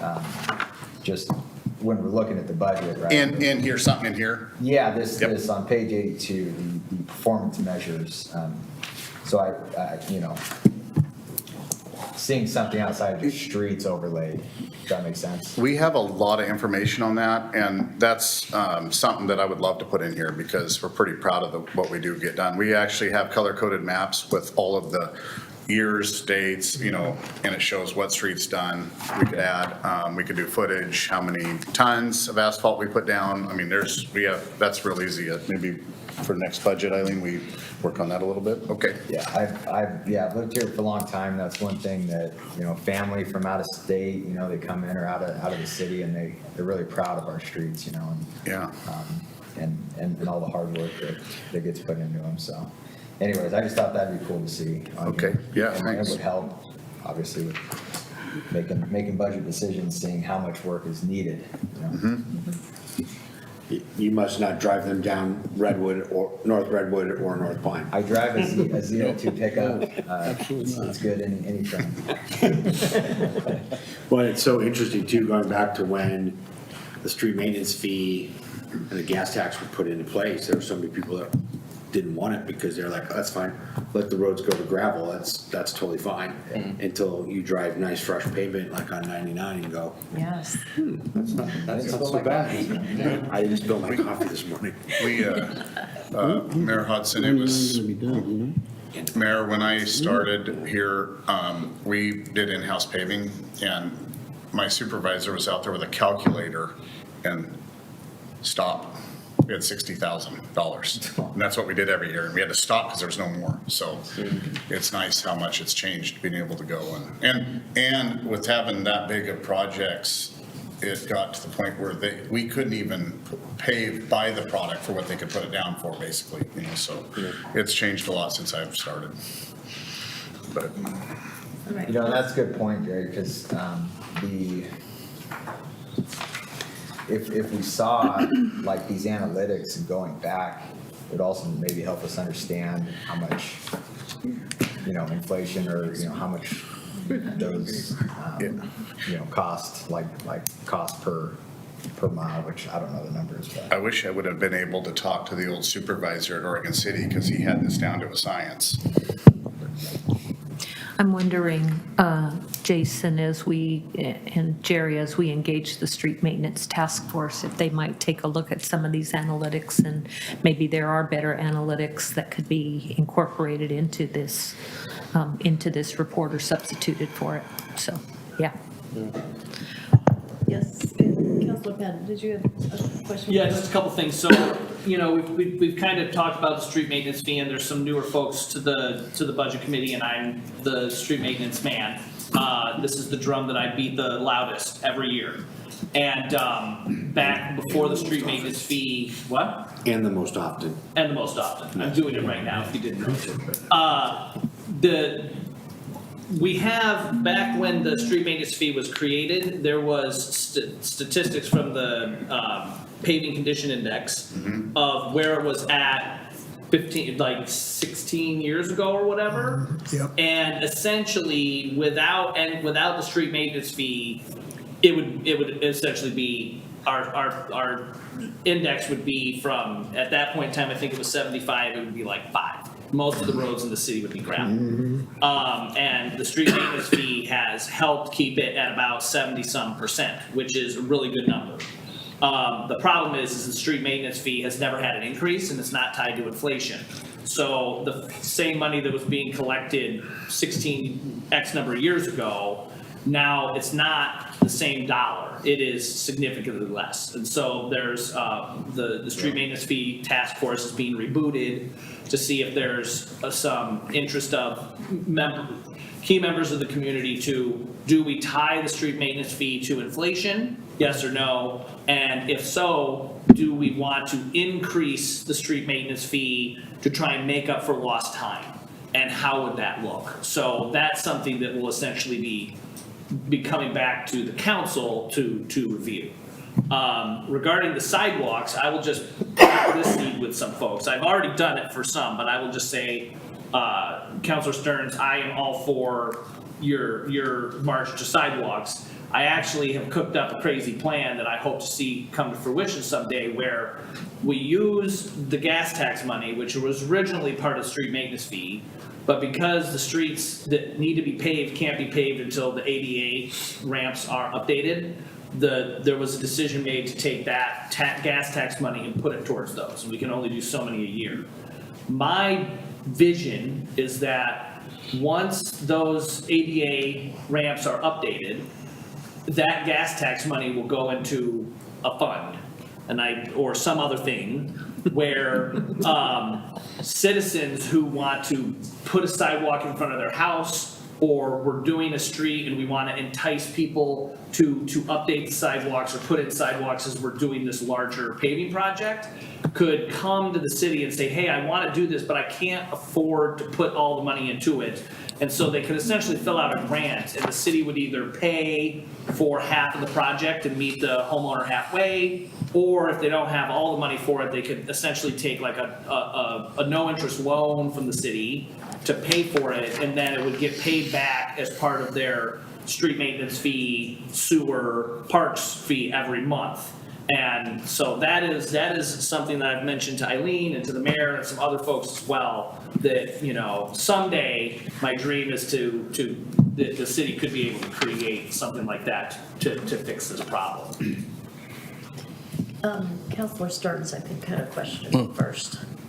Yeah, as far as the street maintenance fee and the gas tax, and just to clarify, because I'm new enough to not to know the answer to these questions, probably should as a council, but What is the gas tax right now? The percentage? No, is it a percentage or is it It's a set it's a set. It's that number of cents, like 3 cents? It's 3 cents a gallon. 3 cents. 3 cents. And so we also have this, street maintenance fee. And my understanding is they have not ever, either of them haven't been increased since the beginning, right? Correct. No, it went up $1. $5 a month. Not for the city. The city has its own, and it's not increased at all. You're talking about the one on the sewer? It shows up on the sewer bill, so. That went from 5 to 6. That's the park maintenance fee. Oh. Yeah. Yeah, the park maintenance fee is tied to an inflationary mechanism. The street maintenance fee never has. Yeah, I just want to make it clear so everybody, just so I know and everybody knows. So we have a non-indexed gasoline tax and a non-indexed for inflation street maintenance fee. So, you know, the accountant or whatever me says basically every year it's a tax cut for everybody because that's the way money works, the value of money works. And I don't know if there's a way that, at least to make it clear to the public that these fees are actually going down. You know, usually we do a you know, present value or future value, you know, calculation to show people what, you know, because it's the same thing, putting your money in a mattress, you put 100,000 in a mattress. If you'd have put in 100,000 in a mattress, you know, 20 years ago, you would really only have $40,000 left, you know, even if, you know, and I think that sort of needs to be clear that we are offering everybody a fee reduction every year. Really? Because since the fee is set, the value of the fee goes down because of inflation. Right. And that's a calculation we do quite commonly as part of financial planning, is that if you have something that doesn't, you have money in the savings account that doesn't make any interest, you're actually losing value, and that's part of the real rate. What I can tell you is that for that particular metric that you're referring to, the last time that there was a presentation done about how that fee, we use $5 as the benchmark because that's the fee per a single family home. Businesses pay more, apartments pay less. It's based on the number of trips that are generated from a particular place. The last time it was done, and this was before COVID, and we saw inflation of 14% or whatever, the $5 is worth about, I think it was like $3.25. Well, if you just give me the date they started, you can just throw it into Excel and get the average inflation rate and get the number out. And consumer pricing published, it's. Needless to say, it's probably like $1.25. Yeah, but I just think as far as a funding mechanism, it needs to be very, very much aware that this funding mechanism is set on a timer to expire just by way of inflation. Same thing we do with taxes. Also, if you have a fixed, you know, for example, in the city of Portland, Multnomah County, you have this limit of $125,000 before you start paying that preschool for all. It's not indexed to inflation, so we tell our clients every year it's a stealth tax increase. There's other ones out there, but I think. I guess maybe I'm just making a statement more than anything else now, but I think it needs to be very clear to everybody in Canby that a non-indexed fee is, in essence, a fee reduction every year. The 3 cents a gallon is not indexed. Yeah, I was asking. It's set. No, it's not a percentage, it's a flat fee. It's a flat 3 cents. We can't increase that? Well, and that was gonna be my question, if I'm I mean, you know, you. So I mean, do we why have don't a we- maximum? That's where the tax should be, right? It's for street maintenance, and you buy gas, and you drive it on your cars. Yeah. We, That was my just question. to answer that, you know, for years, with the 700,000, 700,000 we got in, we would pave 3.5 miles of street. We're down to under a mile now. Yeah. With the same money. That's kind of been the math. And then when fuel prices go up, it even goes lower. Because could we set it at a percentage instead of could we set it as a percentage, like a sales tax? And that's what our meeting on the 3rd is going to be for, is to discuss all this on street maintenance fee. Yeah, just to be clear, and I'm sorry, Councilor Hensley, did you have more? Well, I was just wondering if we are maxed out at the 3 cents per gallon, or if we have the ability to raise the gas tax versus the street maintenance fee. I mean, I know we're gonna discuss the street maintenance fee, and that probably needs discussion, of course, that's why we're having the task force. Right. But are we maxed out at 3 cents? Or can we raise the gas tax? Because honestly, the people using the gas are using the roads. So it's just something to throw out there to think about. Yes, Councilor Patton. So really quick with that, to give you some background of what the decision was, the decision-making behind the fee and the gas tax. The answer is the council could choose to increase the gas tax as much as they want. They could choose to tie it to an index. That decision lies with the council. The reason the original street maintenance task force chose to have both a street maintenance fee and a gas tax was because the street maintenance fee was to capture revenue from those people who lived, worked, or owned businesses, and just so you know, and this is a hot topic for some folks, the street maintenance fee is charged to everybody. No one gets a break. Churches, the fire district, schools, everybody pays into the fee. There's no break if you're a senior citizen. The committee at the time felt that if you allowed those things to happen, that it would slowly be eroded and not do what it was meant to do. So the street maintenance fee is for stuff internally. The gas tax was meant to try and capture those people who are passively driving through Canby. So people who are coming into Canby to work and then are driving outside of the city, or people who are coming down 99E, gassing up and then going elsewhere, to capture some revenue of those people's wear and tear on the streets. So that's why there were those two things created. Right. But simply a penny increase would be a huge increase to the coffers. So I will say, I was hoping to get through the street maintenance fee thing first, and then next year I was going to bring up the gas tax. Well, we but- got the street maintenance conversation next week, so let's just table all that. We've talked about this. I think it's gotta be in tandem. Yeah. The council can decide to do what it wants to do. I have been asking, Jerry, you're part of this task force from a staff perspective. Yeah, it was tough when we did it the last time with the, because it was mom and pop's fuel stations in town, and, and so now it's a little different than it was before, I feel. I want to look into that and check on that, but this is a conversation that you two, because you're both on the. We'll see, this conversation can happen on the 3rd for sake of time tonight. Yeah. And this isn't something we need to discuss in this venue. Yeah. Yeah. Well, my point is, it's a money, obviously, for money to go out, money has to come in, and so it's part of the budgeting Right. process. But yeah, I mean, it's something that should be brought up when it comes to funding. Yeah. I mean, there's things that can be that are roads, I mean, residents on like 10th Street, but 10th Street is a terrible street to drive on and even terrible to walk on. So there's work to be done, and so if we're not getting funding right, it's got two sides to any balance sheet, money in, money out. But I guess we could think. Do we educate citizens on if they buy local fuel that it goes towards their streets? No, We don't do any marketing in that? not that I'm aware of. The businesses don't do any of that? There used to For business streets?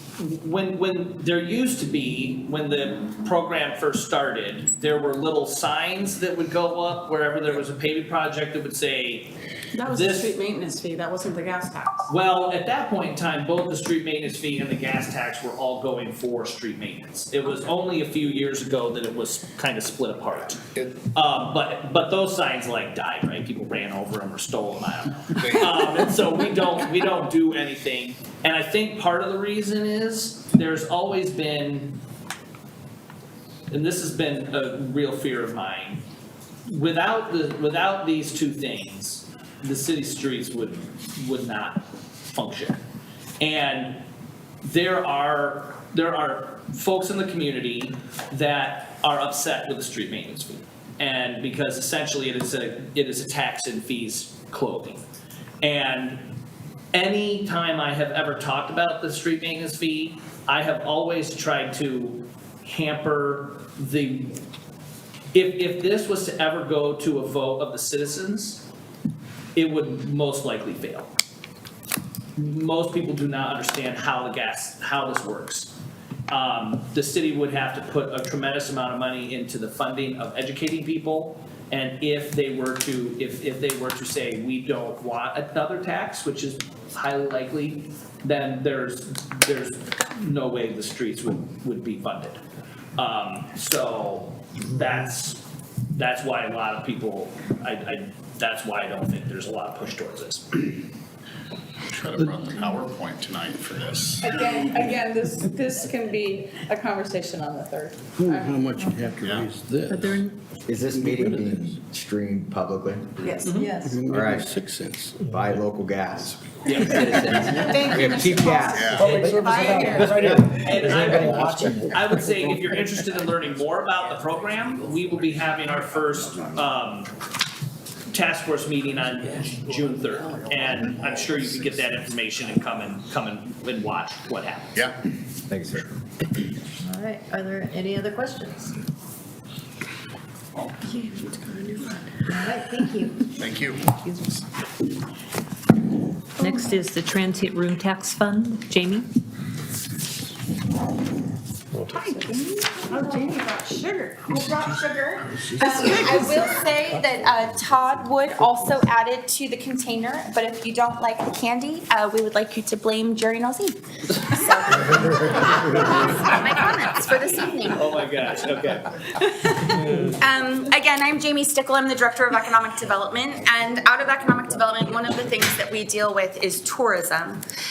Tourism is an interesting item because it really talks about how you promote and talk about your community, the offerings, the events outside of the city. There's a little bit of work that's done inside of the city just because, word of mouth and those kinds of things. But before you, we have the Transient Room Tax Fund. That is a 6% tax that is for overnight stays. And as you know, that at this time, we only have the Motel 6 and then obviously stays at the Clackamas County Fairgrounds and Event Center. So the way that fund is set up is that 70% goes to tourism promotion, 30% goes to city services. And that's something that we started to talk about a little bit internally through the budget season. And I think after budget is done, then we'll be continuing to talk about that to make sure that we're recouping some of the work that's being done to even bring, barricades downtown for events that bring people in from other areas, that could be something that we could attribute people's time to make sure that we're recouping that for the work that's being done. As far as this year, we have for the tourism promotion, we have $9,950, and that goes to a variety of different promotional items. As I mentioned at the last budget committee, we work a lot with Mount Hood Territories, Travel Oregon, other efforts in Canby, like the Discover Canby magazine that is sent out to people outside of town and used as an effort to be able to talk about the businesses that we have, the events that are there. It is something that I've worked with Canby Area Transit on to help try and remind people either that are local and looking to move about town during events, think about the fairgrounds, it's actually kind of hard to get certain places. But then also, when people are visiting, they could be interested in using public transit or, having an idea of what other offerings we have. So this year we have really solidified kind of our list of things, working with Travel Oregon. They do a visitor's guide, video promotion. I'm looking around and everybody's got some sort of device in front of them, whether it be a phone, an iPad, something like that. So really working with how we showcase the efforts that we have, the businesses that we have, the wonderful downtown that we have. And then, additional promotional material and marketing items. And then, as I said, that $5,000 for the tourism enhancement, which is for city services. Are there any questions? That 93,000, that comes just from the one motel we have in town? And overnight stays at the Clackamas County Fairgrounds and Event Center. That is the carryover, so that's not just from this last year, that's just money that has built up over time. Oh.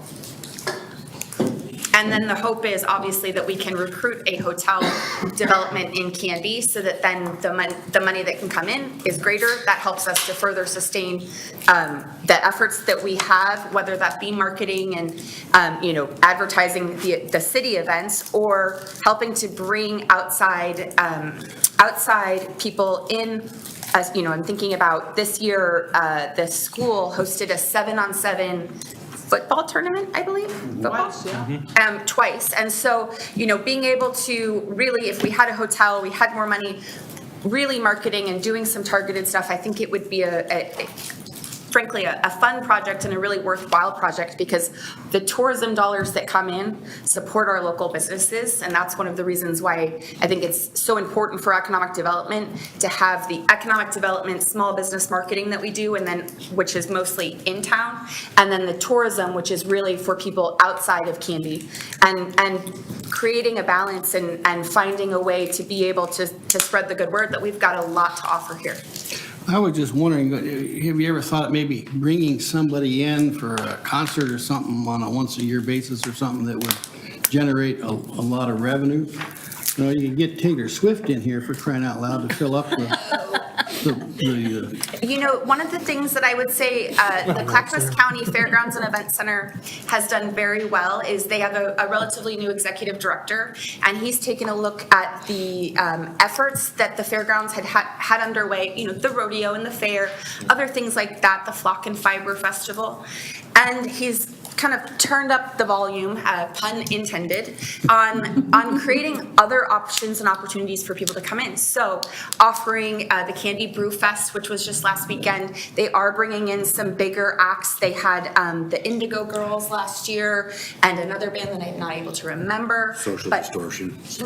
Oh, and the reason I don't know them, but I'll have to Google them later. But and then the Wild Hair restaurant, they do something called Hair Fest every year.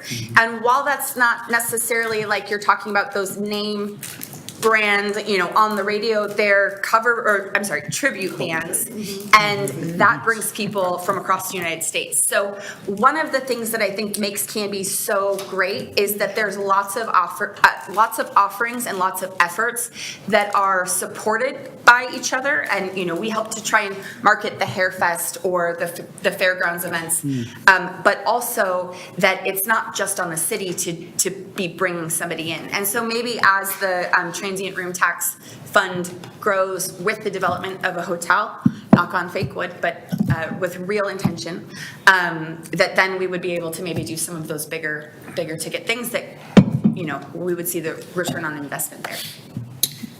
Councilor Patton, you had a question? So I think we've asked this before, but like Airbnb and Vrbo and those folks, are we after those? Do we actively try and collect the money from them? Because I know they're in town. I would say that it is on a good faith effort.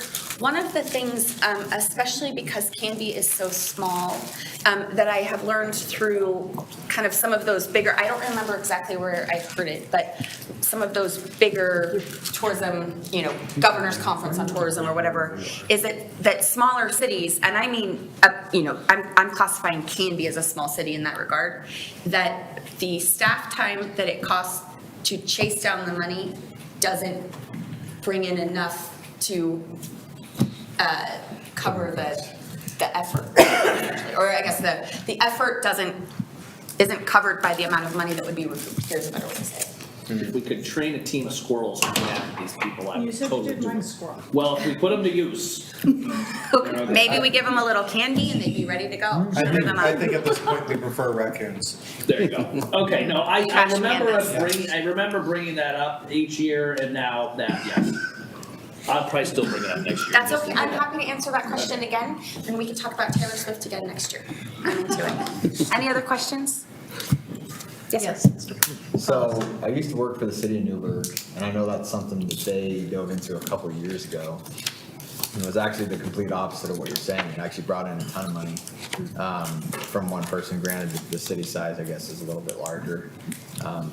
So I'm just curious where that data comes from. I don't remember. I believe it was from a conference on tourism, but I don't fully remember. It's something that we can revisit with our finance department. I don't know if that would be something our finance department would do, or if it's through the assessor's office, because they would be the ones collecting the fee. But I think that at any time that I've looked, now I haven't looked recently, so you could look right now and you could say, Jamie, you're absolutely wrong, and I would say, absolutely, I am wrong. But I've seen somewhere between like 3 and 5 offerings of Airbnb or VRBO. It could be that there's more, and that could be something that we revisit and talk about what that looks like and how to better identify those properties, engage those properties, and ensure that they're paying their tax.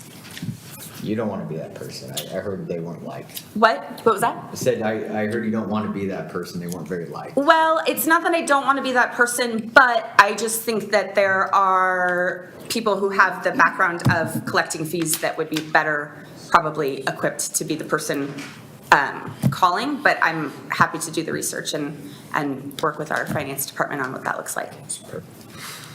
Councilor Patton. Is it something the code enforcement agent could do? I mean, they would already be pretty much agitating people across the board, so what's another group of people they're agitating, right? Yeah, exactly. Code compliance. I'll just plant that seed. Yeah, that sounds like a good conversation. I think it's something, I think that's definitely something to revisit and look into, and it could be somebody in code, it could be, I think there are other options, but we'll put that in for future. Any other questions? Thank you all for your time. Thank you. Enjoy the candy. Thank you, Jamie. Thank you. Thanks for the candy. SDC charges is the next fund. Is that, Jerry, who's doing SDCs? Me? Sorry, we've got a little organizational glitch here. I wasn't sure, so yeah. Okay, done? Great. Done. I'll stay here and he's keeping us. Sorry about that. Yeah, no worries. Good evening. Just wanted to keep this relatively brief this evening. For fiscal year 24-25, you'll see the numbers here. I think they're representative of a fairly conservative estimate. We have the fortunate situation here where we have a number of projects that are what I call on pipeline. Several very large warehouses are coming to Canby. Those will be collecting large sums of SDCs. We have 2 of them in particular. One is about 1.9 million and the other one is about 1 million. Those are just those individual projects. This number for fiscal year 24-25 is conservative in the sense that we did not include every single project in pipeline, and pipeline would be projects that we know are going to be coming through in the land use process, and the developers have said they're going to be constructing. It doesn't include 2 fairly large residential projects as well. That was because we didn't really know the nature of when they were going to be coming in. So that number could actually go up. So when you look at the comparison of fiscal year 22 and 23, those were actually pretty good years during our economy. This last year was not so great because of the interest rate hikes 11 times, and we saw that in July of 24 when everything stopped. So I think that the index here is I'm predicting that we'll be better than 22 and somewhere possibly slightly less than 23, and that 23 was a very good year. I'd be happy to go into detail on this, but I think this estimate, we spent some time trying to factor these numbers to be fairly accurate. It's good for the city. I think it means that the revenue sources are going to continue to come in. Hopefully we'll see interest rates lower, so there'll be more pipelines. So when I come back next year, we'll be saying the same message, and hopefully I'm hoping for a good year as interest rates hopefully come down. That is a huge metric for all development in the city, is the interest rate. It's just a massive driver for that. So Don, if you could talk a little bit about what SDCs can be used for and what they can't be used for. That I'm not sure if I can answer that question. I'm just collecting the fee. We're the planning division, we're collecting, but that Yeah, I might, can talk a little okay, bit on that. Jerry, yeah, that'd be great. Yeah, thanks. Sorry, Scott, put you on the spot. Normally, I know you're new here and all that, but you probably weren't the person for this, so sorry about that. Dawn and I would be. But yeah, so the SDCs on basically what they can and can't be used for, we basically create a master plan, get it adopted by council with SDC methodology in there that just formulates what can be used on the projects to what percentage.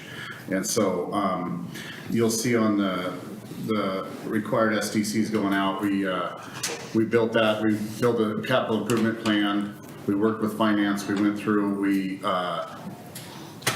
by going off man, there's a lot to this. I'm trying to make this simple, but basically, we have to do master plans and then we have to follow them. And the master plans kind of carve this out on what we can spend the SDCs on. And so Dawn talked about the stuff coming in, the stuff we're spending out, you'll see on here.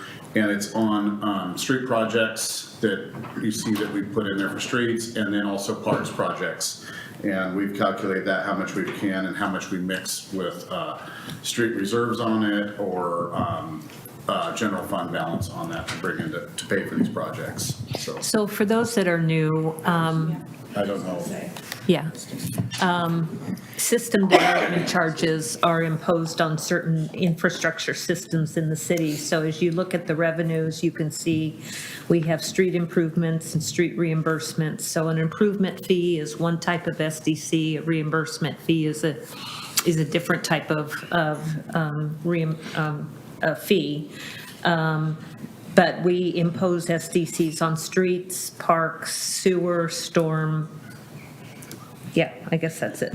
And all of those are slightly different methodology in which how the SDC is calculated. So on the park, I shouldn't go down this road because I'm not familiar with Canby's SDC's methodology very, very well yet. But typically, they are imposed on new development, so they're typically paid for at the time the building permit is issued. Yep. They can't be used for operational, so you can't take a street SDC and say, there's our pavement money right there. So they have to be used for capital projects based on a capital improvement plan that has been created for that system. So they're and they increase the capacity.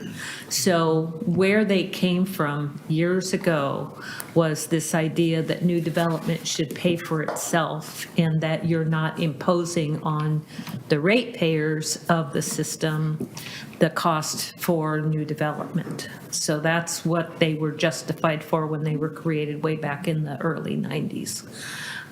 So I just wanted to kind of give you that perspective for those that were newer, because many cities have gotten into trouble trying to use SDCs for street maintenance or to balance the general fund or whatever. So just know that, this is a special revenue fund because these monies are dedicated for capacity in building projects, capital projects. I just wanted to add, we will be updating the system development fee charges holistically this coming year. We'll be going to council as part of our scope of work package. We're working with Jerry specifically on parks as well for that. But the big ones will be transportation and parks SDCs. The transportation SDCs have not been updated since 2010. So that will be another possible increase as well that we'll see in those collections. So those will be, the rates will be changed on both those over this next fiscal year. Yeah, we also have the stormwater and sewer SDC update ready to come to council. We just got to get it on I think Eileen wants to do a work session on it and bring it to council, let you guys look at it to update that. And Jerry, unless you had something else, and if there's questions, I didn't have anything else to add. Nope, I didn't have anything. Any other questions? So just to clarify for everybody, and I think you said it, Eileen, basically an SDC is when you want to build a house or build a warehouse or whatever, there's a permit fee and that's part of those permit fees. It's a state-driven process where the notion. House, there's an extra fee. And that's- There is, and there's a number of fees, and I won't go into all of them, but there's fees beyond the system development charges at the end as well for construction. So there's several fees that are paid, but for the infrastructure component specifically, so the capacity of the system is not, the burden is not on the city in the end. And Eileen was talking about how it's formulated. Some of these are related to the number of employees, that's one of the factors on commercial developments. It's fairly complicated, and we'll be getting into this with the council. I'm hoping that we can simplify the process a bit because there's a gazillion subsections of like each fee. I'm not sure if that has to be that way, but that's the way it's formulated now in the city of Canby. I think it might be that way in other cities as well in Oregon, but that's part of our discussion as well. And the breakdown of that will be, I think we'll walk through this with the council this year. So each one of these, you'll have a real good understanding at the end of it. And I'll be educated as well during that process because I'm also learning about the standards that are part of the SDC components. Okay. No, I just like to just clarify for anybody watching, to simplify it from where the money is coming from to get here, and basically more how to calculate is complicated, obviously, what you're saying. But apparently if I want to build a house or do a development, or you're going to calculate a fee for me as part of that project, and that's where the money comes from. Yeah, so if you think about, X developer is going to build a new subdivision, this money provides the city the revenue to be able to pay for. But the mechanism of payment portion is of that. the developer, the owner is got an extra charge, so. Okay. Yeah. I'm just trying to make sure it's simplified, even though I know it's complicated, but Yeah. sometimes it's using acronyms all the time can sometimes get people, what is this SDC thing? And well, the thing is just a extra charge for builders or developers or to put on their project. That city will take in these funds. Yeah, I don't like to think of it as an extra charge. It really is A charge. increasing the capacity of the infrastructure to handle that Yeah, development. but it's a charge that you put. Yeah, yeah. Whether it's Of this amount, Okay. it is the category of transfers out and other uses, that $8.3 million. That's actually what is going into the various other funds out of this fund in this coming fiscal year. And the developers never pay that. Of course. The city's always screwed. They probably make the difference.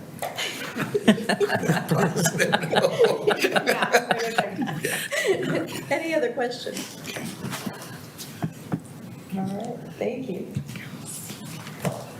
Jerry, are you handling cemetery? Sorry, the SDCs I've never handled before this. That's so it's okay. new. I'll be more prepared next year. No, that's all right.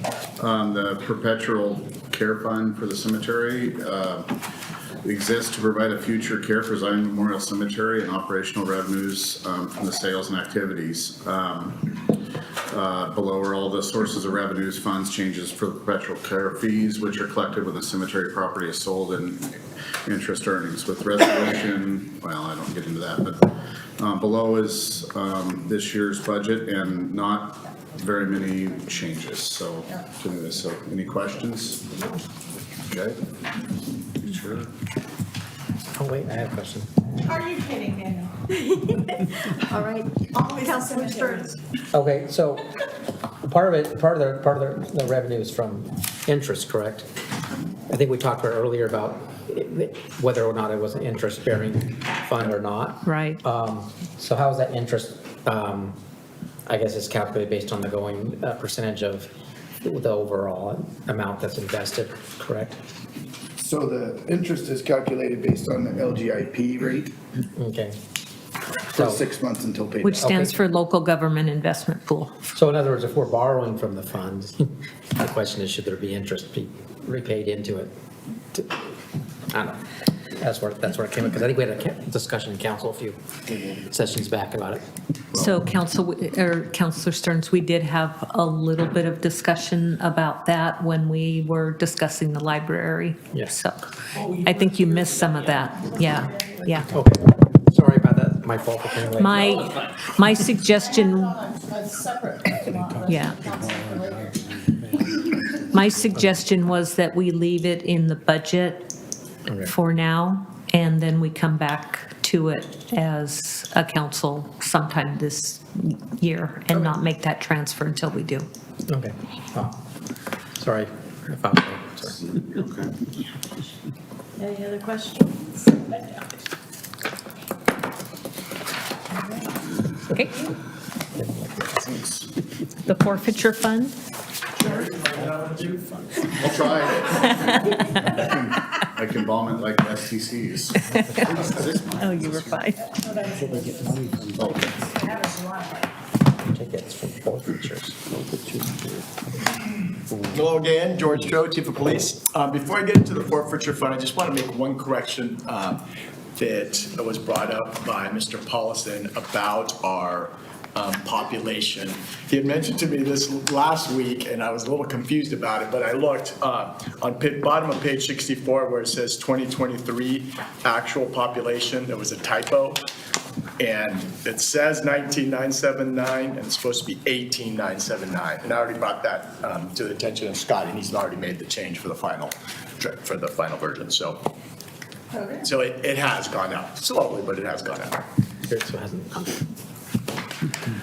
Forfeiture fund. So this is a small fund. Basically, these are funds that are seized in drug-related cases. There's two types of forfeiture funds. There's civil forfeiture and federal forfeiture. Civil forfeiture, the laws have changed. It's become a lot more restrictive, so we hardly get any money from civil forfeiture anymore, if any. And it's super hard to predict. It's proceeds from drug distribution. So federal forfeiture is still available, and those are cases that go through federal court, and they're usually bigger cases or cases that cross state lines. And we do expect a little bit of money coming from that. We have a detective that's on the Clackamas County Interagency Task Force, Drug Task Force, and they do some bigger cases. And we get a portion of those funds when they seize money on those cases. It does take a while to go through the federal system. It takes a couple of years before we see any money. But it will come in a little bit at a time, but it's very hard to predict how much we get. And again, these are very restrictive. We only could use these funds for drug-related, like equipment, investigations, and so I think we have about $20,000 on that. And as the needs come up for our detectives, if they need something related to drug cases, we got it. The federal government come audit you very often? We have to send, yes, we have, on any of these, we have to send yearly reports on anything we spend on federal forfeiture money. And most likely we'll get audited because we're not spending enough money. Yeah, probably. Oh, just a question. So this is for drug busts, we'll call them. Correct. That happen in the city limits? No, it could happen outside the city limits. Okay. Anything that we have done though as Canby police officers. So like we have a detective on the Clackamas County Interagency Task Force, which is actually, they take them throughout the state drug cases. And so if those go federal, then we get some federal forfeiture. Okay, so if he's working on a case that goes federal, money is seized, then a percentage would come to Correct. Canby. Correct. Okay, so now we don't have to lure him in here to. No, we don't have to bring them in here. No, good point. I just. Yeah. Good point. Any other questions? Yes. Mr. So Paulson. when you say that we have a detective that works with Clackamas County, when you're working with Clackamas County, does Clackamas County pay him or do we pay him? We pay them. So so Clackamas County Interagency Task Force is made up of detectives throughout the county. So not just us, Clackamas County, actually state police has someone, the federal feds have someone on that. So it's a task force because it takes a lot of bodies to do good drug investigations. And so we have him actually full-time up there doing that. And if there's any cases that's related to our city, they'll come and do that for us. Wow. So, yeah. That's cool. I didn't know that we You pay Yeah. guys that don't work in the city anywhere else or just Clackamas County? They could work outside of Clackamas, but they focus on Clackamas County joint case. Well, I meant like, do we have? Oh, that's the only one we have is Just Clackamas County. Yeah, Clackamas. we have some like on the SWAT team, but that's not a full-time position, and on the crisis negotiation team with the county also. So, yeah. Thank you. Any other questions? Thank you. Jerry? Jerry's Back at it.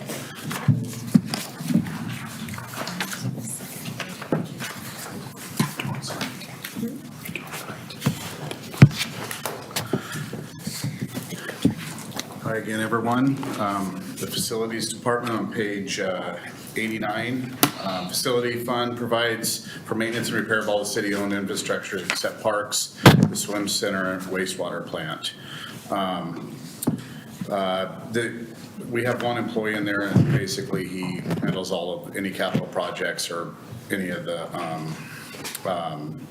small minor repairs to the building or any requests throughout all the other departments for their buildings.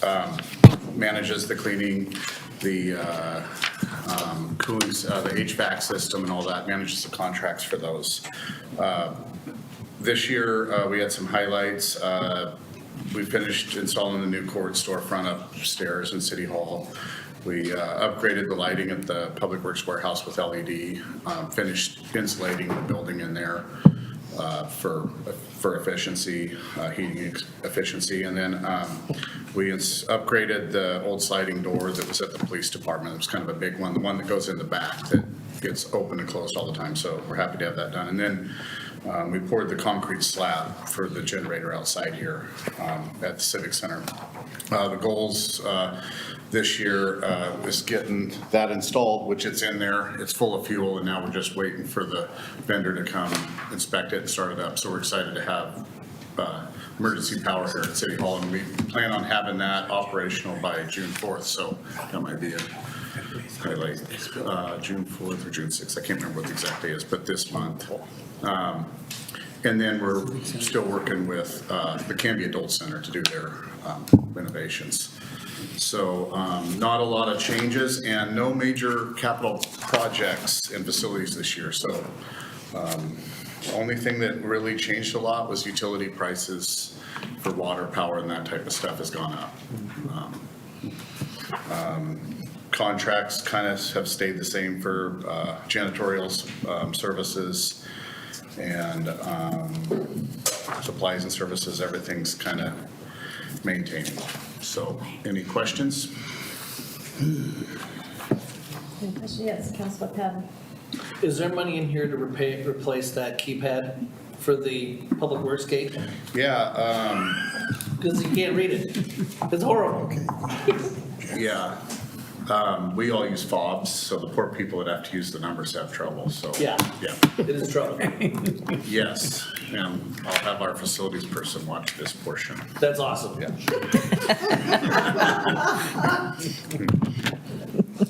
They take the keypad at Public Works, the people out front, and they take a knife and carve off the numbers so you can't see the numbers to get in. What? Yeah, so. Yeah. That's what he's. Oh, good. So that's a pretty easy request, actually. Okay.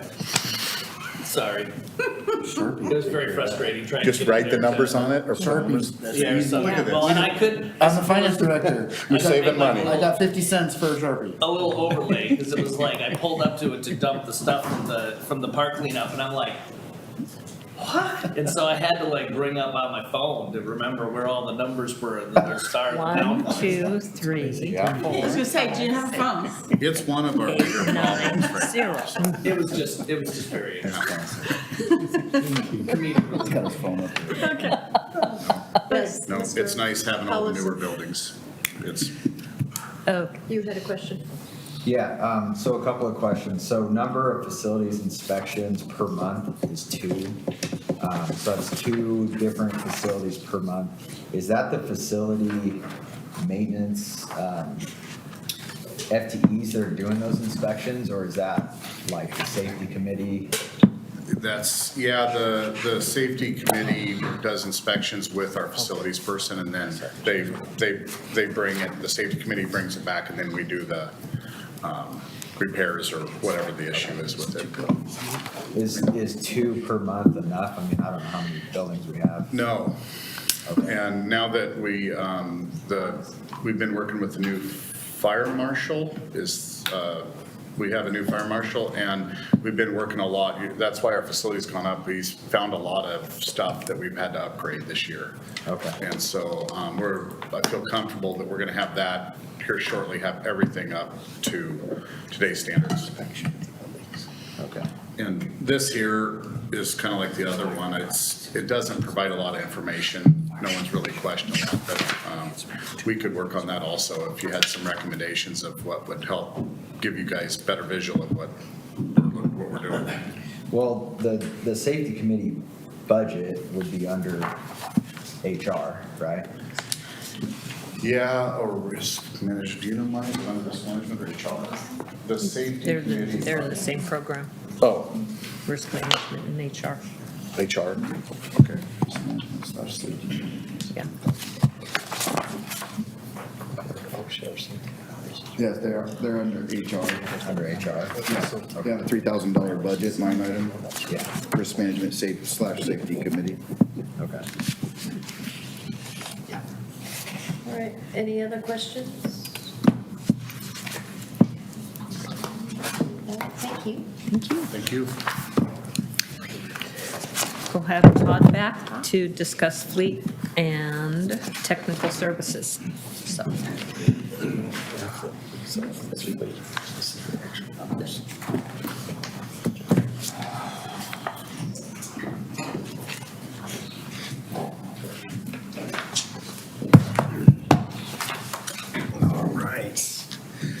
All right, Todd Wood again. We talked about the fleet fund very briefly, pages 91, 92. Fleet is, they're basically our mechanics. Well, they are our mechanics. We have 2 mechanics that serve roughly 90 vehicles in the city, not including all the, standard equipment, blowers, mowers, those types of things. The fleet department is funded by usage. So, for instance, transit eats up 50.1%, somewhere right around there, of fleet's time. So transit puts in about 50% of the budget. I think the police are somewhere around 30%, and the public works is close to 20. It's not exactly there, but that's how this department's funded. It's based on the amount of service hours that are actually allocated by each department, how much usage they have. Their costs really haven't changed a whole lot. Fuel, of course, is always a variable. We're never sure how much it's going to cost from year to year, so Robert does his best estimate and hopes that he comes close. Same thing with oil, always a good estimate. The thing that probably got him the most this last year was tires. Tires shot through the roof all of a sudden. They did buy a tire machine so that they used to take their tires to a shop or have a shop come to them. So they bought their own mounting, balancing machine so they could do their own tires in-house because the cost to do that had shot through the roof. But tires themselves got really expensive. So really most of their expense increases outside of just standard payroll increases are just the cost of parts. Parts are getting a little bit easier to find this year, but still, bus parts are still nearly impossible. They also have a budget to shop things out. We don't do major things, so if we have a major engine replacement or something along that line, or a major transmission, for instance, bus transmissions are very large and difficult, and so we shop those type of things out. But outside of that, the budget has remained fairly stable, all things considered. Give or take. No, those guys do a good job. Those are impressive numbers. Where do you normally source your tires from? They were sourcing them from Millars. I don't know where they are right now. Yeah. So. Any other questions?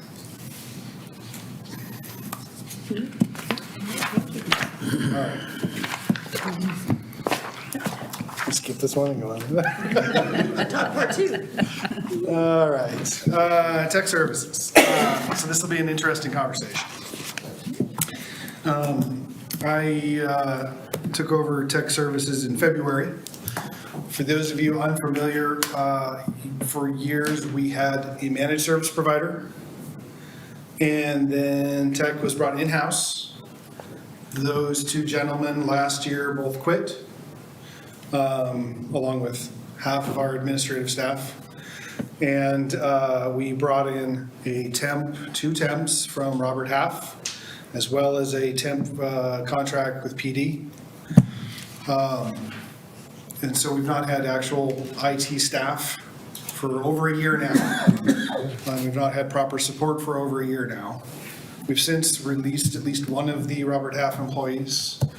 And most recently, we went out for RFP to determine the cost of managed service provider versus in-house service provider. That came around $300,000 to $350,000, give or take, depending on the contractor. So that is reflected in this budget. So right now, we have one Robert Half employee. We have a temporary contract with Kin Technology to support our service on the back end. We have a temporary contract, well, not a temporary contract, but a ongoing contract with Mo Reader Computer. He puts 10 hours a week to keep PD up and running and support them. So this year, the plan is to bring in, per council's guidance, a managed service provider to provide service for the city. That is where, if you look under tech consultants, that is where that $325,000 comes from. As far as the incoming budget, every department pays into it. We charge each department based on the number of cell phones they have, the number of computers they have, and the number of desk phones they have. Because the service for all the phones, phone service comes out of the IT budget, cell phones comes out of the IT budget, and all the computer stuff comes out of the IT budget. So you are charged based on the number of pieces of equipment you have. So the biggest part of our budget is that managed service provider at $325,000. I walked around with the group right now that we plan on bringing to council on the 5th, and I can tell you that I know this budget is high. I don't think it's high enough. They were throwing around words like ripe for an encryption event based on our current backup situation, where stuff is going. If you understand that stuff, you're doing better than I'm doing. I know it's bad. So we have a lot of aged servers, many, at least one of which at PD and several at the city are no longer receiving security updates because they're end of life and they need to be replaced. I don't know if, for those of you who were here last year, and I know most of you, a lot of you weren't, but our then IT network administrator presented, and he had made the statement that for years, our managed service provider did exactly what we paid them to do per contract, and they kept our system running. But what wasn't built into their contract was upgrading our equipment, bringing things along. And so we ended up with a lot of older equipment, and now we're playing catch up. We were playing catch up then, we're playing catch up now. We're pretty far behind. We've got servers that are out of date. We just got ourselves up to Office 365 as far as that goes, but we're still playing catch up. We're still taking legacy equipment out, putting legacy equipment in, or I mean, not legacy equipment in, putting new equipment in. I know that, for instance, the PD department, their entire Wi-Fi system is not CGIS compliant, needs to be redone with CGIS compliant Wi-Fi system. They've got at least one server that has to be replaced because it's end of life, and you can't have that with the police department.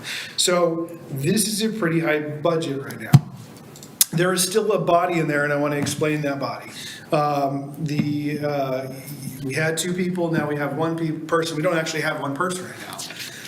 The problem is that if we're going to bring in a contractor, or whether we bring in a contractor or have it in-house, my argument with two employees previously is two is not enough. It's supposed to be 1 per 75 employees.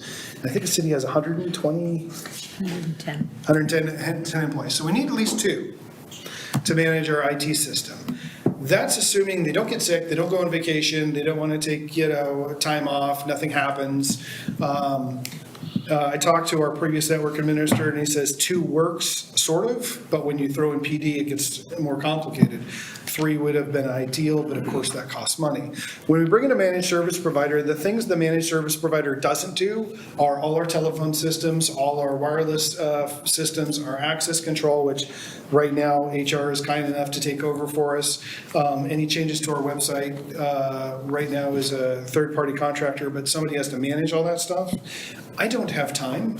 I have transit and fleet to deal with, so we used to, when we had the managed service provider before, had a IT coordinator position, somebody who would help manage the tickets, making sure that our service provider was keeping up on them, as well as making sure the inventory was maintained, making sure that the phone systems contract was being maintained, making sure our phone systems are up to date, adding and taking away new users to the security system as well as the phone system, and so on and so forth. And we talked about this at the council meeting, and so that's where that one body is. That pushes this entire budget up to a decent amount, which is why it's as high as it is right now. And truthfully, after talking to these gentlemen, I got $100,000 for servers. That some of that $100,000 may just have to go into these managed service contracts to do special projects, like for instance, the server room upstairs, there's wires all over, they aren't labeled properly, they need to be redone. So there's a lot of stuff that hasn't been done that needs to be redone. Our backup server needs to be rebuilt, and we need to make sure that we have the proper redundancy, so if we do end up with an encryption event, we have a way to get out of it, without paying somebody ransom. Hope that never happens, because hopefully our firewalls will be robust enough to prevent that. But you will see that, that there was an increase in all the other funds in this technical services support fund, and these are all the reasons why. The 75,000, is that for the telephones? Yeah, telephones, cell phones, those types of things, yeah. I am working with Direct Link. We've been paying month to month with Direct Link, and if we go for a contract, like a 5-year contract or a 3-year contract, we could save money per month. It's just like you have the people that say, if you get Amazon Prime for month to month, it's this much. If you do it for a year, it's this much. They are our only local telephone company, so they have a bit of a monopoly as far as telephone systems go. But if we can sign a 3-year agreement, they're saying they can save us anywhere from $800 to $1,000 a month. I don't know how true that is, but we'll find out. I know most of our phones are no longer supported in the city and need to be upgraded, but that would be a part of our normal once-a-month contract to get that. We lease all the phones from them right now, so. Yes, Councilor Stearns. You say you think you're underfunded. Can you, or I would like to maybe suggest we put it on the, whatever we're calling it, the bubble or parking lot. But you have an idea of a number that you're underfunded by? No, see, when I say underfunded, that's Todd's assertion, not really based in reality. So the fact of the matter is we have not had stability for about 4 years, right? So just listening to the number of things that we need to replace, there may be enough money in this budget to get to them all. I'm not sure there is, and we won't know until we have somebody stable and steady in place that can go through all our inventory, all our servers, make recommendations and tell us what actually needs to be done to bring us up to speed and make sure that the city is properly protected. This budget may cover it. What we do need to do going forward is to make sure that we plan for the obsolescence of these servers every single year. It hasn't been done in the past. We tried to do some of them last year, but it hasn't properly been done, and we need to make sure it's constantly happening. Because unfortunately, tech doesn't last, and you get licenses for so long, and then, they expect you to buy a new one. Yeah, well, I've always considered technology to be sort of a production multiplier. So, when you skimp on technology, it usually means the rest of the operation slows down. And so in my mind, this is one of the things that a little bit may actually help the city with its other budgetary goals a lot more than other aspects where you can. It's possible. I can tell you that just this bump was painful for all our departments to take. I mean, it's a tough sell across the board. I mean, I have two departments that both took a fairly decent hit in the tech services, and we're already looking at increasing costs right now. So I understand what you're saying. I don't know that the rest of the departments can handle the increase. And I do believe we have enough here to keep us moving in the right direction. Whether or not I can solve everything this year with this budget, don't know that that's possible. But again, I need to get a steady, stable company in here to do a full assessment of our IT system and tell us exactly where we're at, exactly what we need. Paul was working on that when he left. Unfortunately, he didn't get to finish it, but he was working on it when he left. He did a lot of good work. We definitely miss him because he cleaned up a lot of stuff, but there was a lot more to go.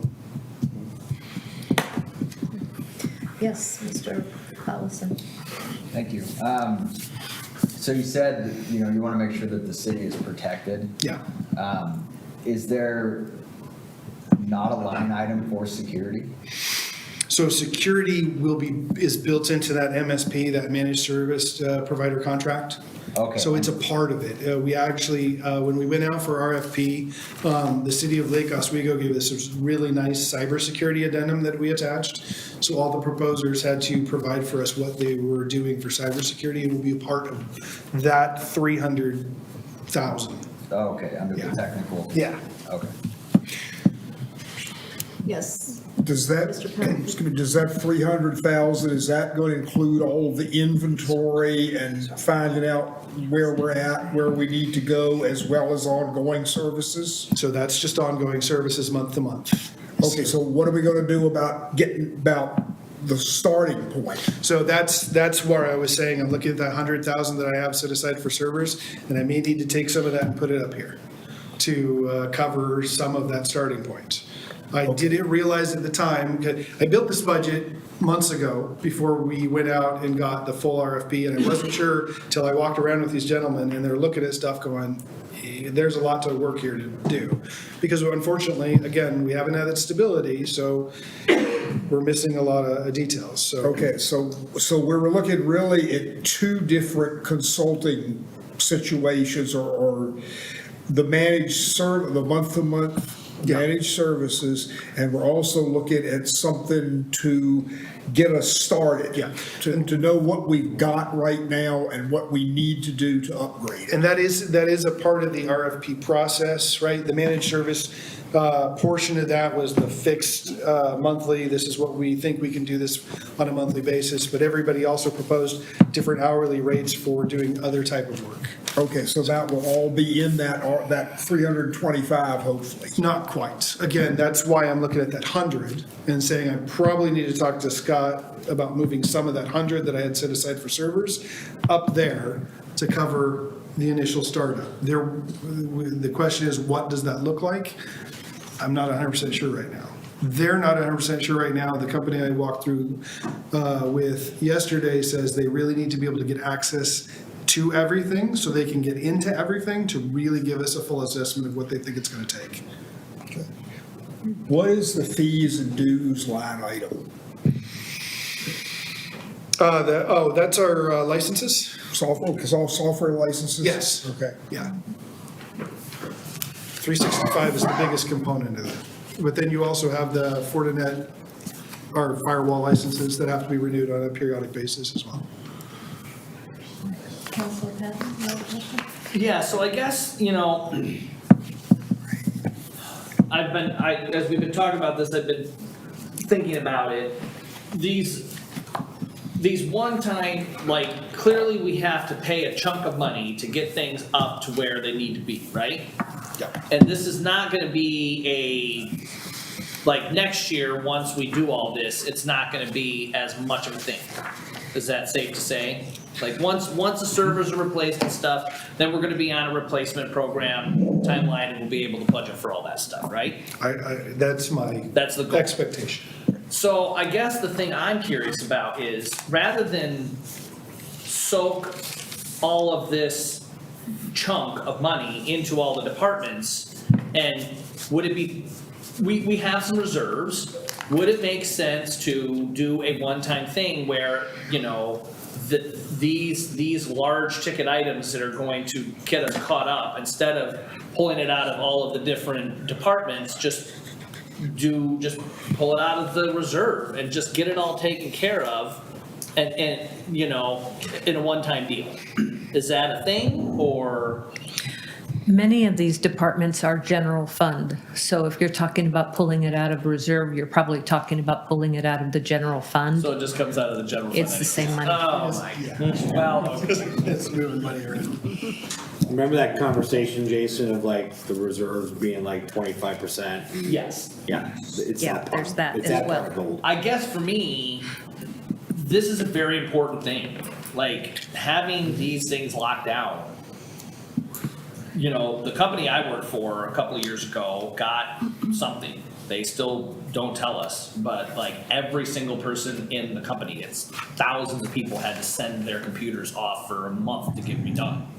We can't do that. And so for me, I guess it's kind of like, they come in and say, you need blah, we say, do it, right? Just, let's make it happen. We gotta figure out how to do it, because skimping on this is just not an option. I would suggest that we leave this budget alone. Let Todd do the analysis that he needs to do with the new managed service provider. And if it looks like there's, you know, we need to move 100,000 up into the technical services line, but we still need to purchase something, we'll have a better idea in, you know, halfway through the fiscal year, for example, what kind of cost that is, what kind of finance, you know, we're talking about, and we'll know more. Okay. Yeah, there's a lot of guesswork in this budget, unfortunately. Yes, Counselor. That's kind of on this line of thought. Are we, as a city, insured against a cyber event? Do we, I know as a business, I carry cyber insurance, and I don't know, is that something we're insured on, or are we kind of self-insured on that? I don't believe so. But I'm not. Risk management. I don't know. I mean, The like risk I said, management guys. they cover business. I don't believe that to be the case, but I could be wrong. I know my business, Sure. you know, there's a million things that could go wrong. I could probably only name 10 of them, but you know. Yeah. Any other questions? All right, thank you. Thanks, Todd.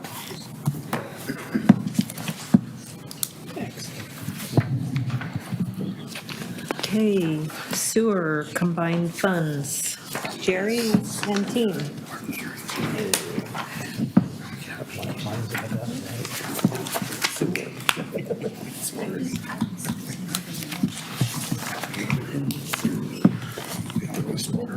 Yes.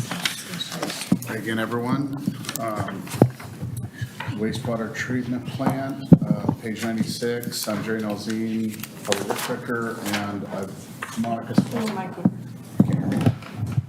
And I have Monica Stone here for any technical details. She's our supervisor down there. So anyways, the wastewater treatment plant department efficiently operates and maintains the wastewater treatment plant to meet DEQ regulations for pretreatment, treatment, and discharge for treat effluent as well as biosolids.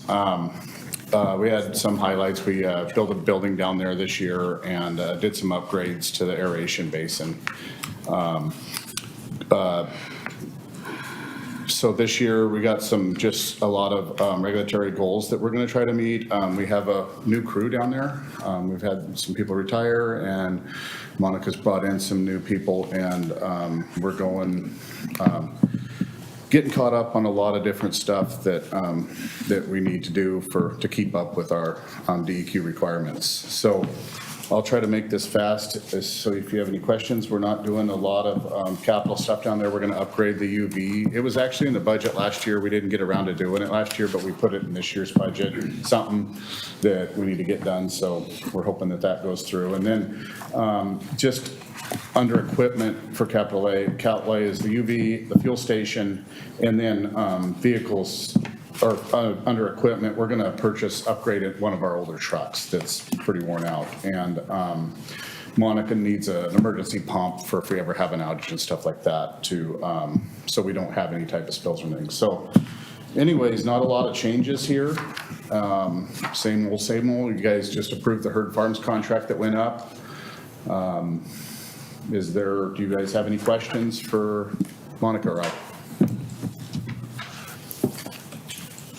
Yeah, where, the PFAS study, what was the outcome of that? Were we okay on it? So those results are currently being analyzed. We actually just completed some of that sampling just a few weeks ago.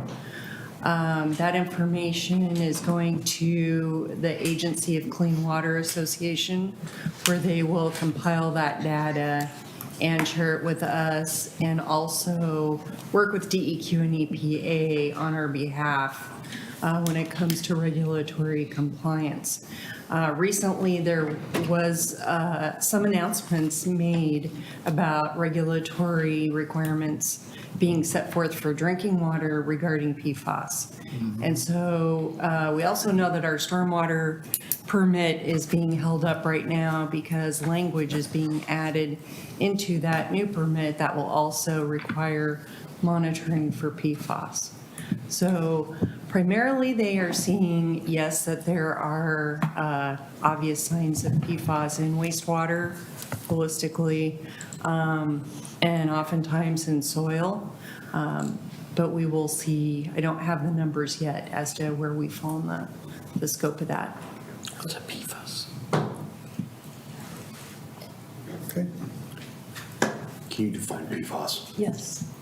PFAS, I don't think I could actually say the term exactly, but it is a culmination of man-made chemicals of various sorts that they use for, like in fire extinguishers and plastics and such, that they've used over a long period of time, and those chemicals have gotten into the water source, into soils by means of runoff, and also they've seen that it just goes through our bodies, that we actually have it within ourselves. So it's a very... PFAS is a type of chemical It substance? is. Okay, It's, I just see it it's a as an whole, acronym, I'm like. it's a whole, PFAS. Perfluorocarbons, that's it. That's why she can't say it. There you go. It's a big word. Polyfluoroacryl. Google it. this big. It's polyfluoroacryl. Okay, so Perfluoro, I can't even, there's too many letters. I guess it's toxic? It's a chemical product resistant to water, grease, soil, and stains. It's widely used in manufacturing many That's the consumer longest word I've ever products. seen. Is it toxic? It encompasses many not toxic? chemicals. It can be. It is, yes, it is toxic. Yes. That's why that's why of all the regulations to take it out of the water. There's only It is supposed to toxic. be some PM in it. So, Yeah. a lot of times commonly they're referred to as forever chemicals, because they, Yeah. so like Tefal, PFAS, like, it came from Tefal, from the coating on your frying pans. And That's how a lot of them went in the water. and the claims are that some of them are toxic.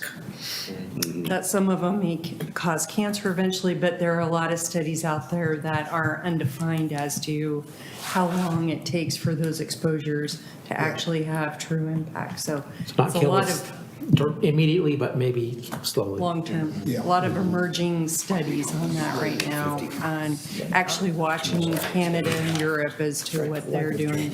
But it also is having impacts on biosolids and land application of solids, because there's a lot of concern of what's in the solids and what's being reincorporated into soil. So really thinking about how we manage our solids in the future, and what we're doing today is, do you really build infrastructure to continue ongoing treatment and land application, or do you kind of keep it small and wait to see what happens here?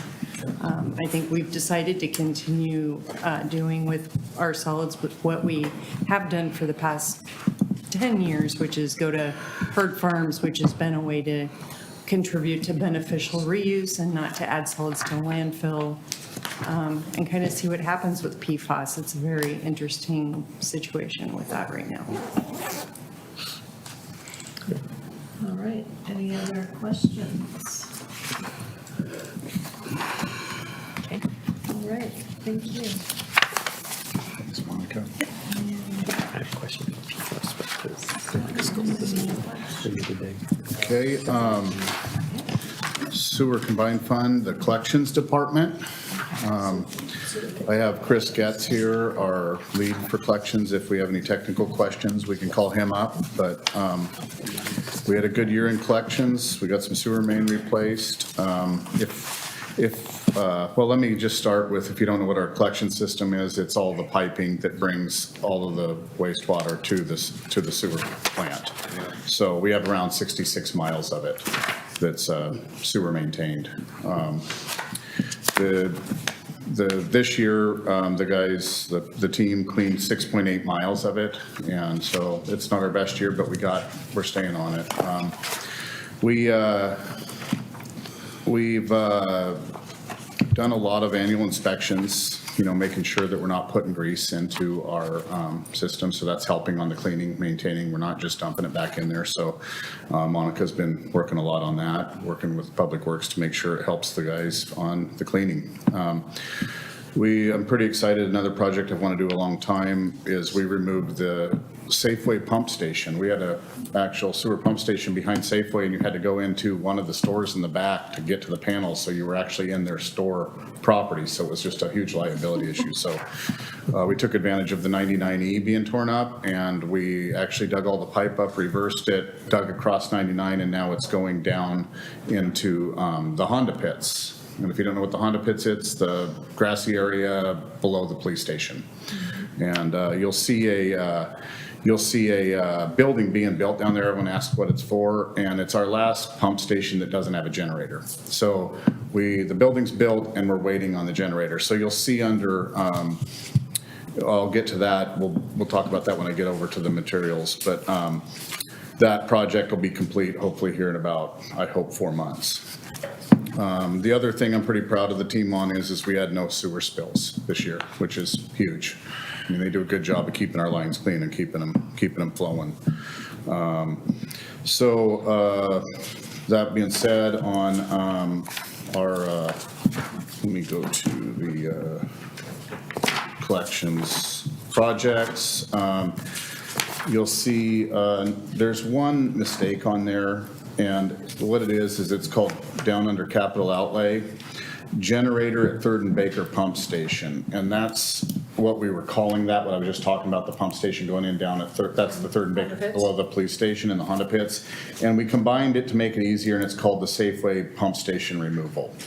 And that's what the line item's actually labeled as. And then you'll see some capital projects like the Northeast 10th Avenue sanitary sewer. That's replacing the sewer before we redo the road on 10th Avenue. So we're breaking those up now, like I talked about in the streets. And you'll see the fuel stations on that also. The industrial park connection to 99E, we went through all the SDC methodology, everything, and we chopped all this up. So there's a small portion coming out of the sewer collections fund to pay for the Walnut Street connection road. And then the Pine realignment is a big one. What we're doing is right now we currently have the fairgrounds is rebuilding their building. The sewer, I don't know if the council or this group knows this, but the sewer, one of our main trunks, runs directly through the fairgrounds under their big riding arena and through the middle of it. And so with this project, we're requesting budgeting to bring sewer up from Pine and 11th Avenue, northeast Pine and 11th. The sewer currently stops basically, what do you call the apartments there, Tracy, at the end of Pine? Canby Gardens. Canby Gardens. It stops at Canby Gardens. And so the automotive place is not served. So we're going to extend it. We're going to take it through there when we do the realignment, and then take it up to the fairgrounds and remove all that sewer main that goes through the fairgrounds. Okay. And so that's what that money is. And it'll serve all of that. The train depot right now currently has a pressure line that goes through their property. So we got kind of a mess of city property, city infrastructure going through the county's property. So that cleans up that whole project. And that's kind of the highlights of what's going on with the collections department. Any questions? I want to talk about here, the redoing of the intersection for, is it Pine and 99? Correct. Is that, they're at the fairgrounds? Pine and Fourth, yeah. Pine and Fourth, what was the question? What Is that is- the intersection that you're going to redo?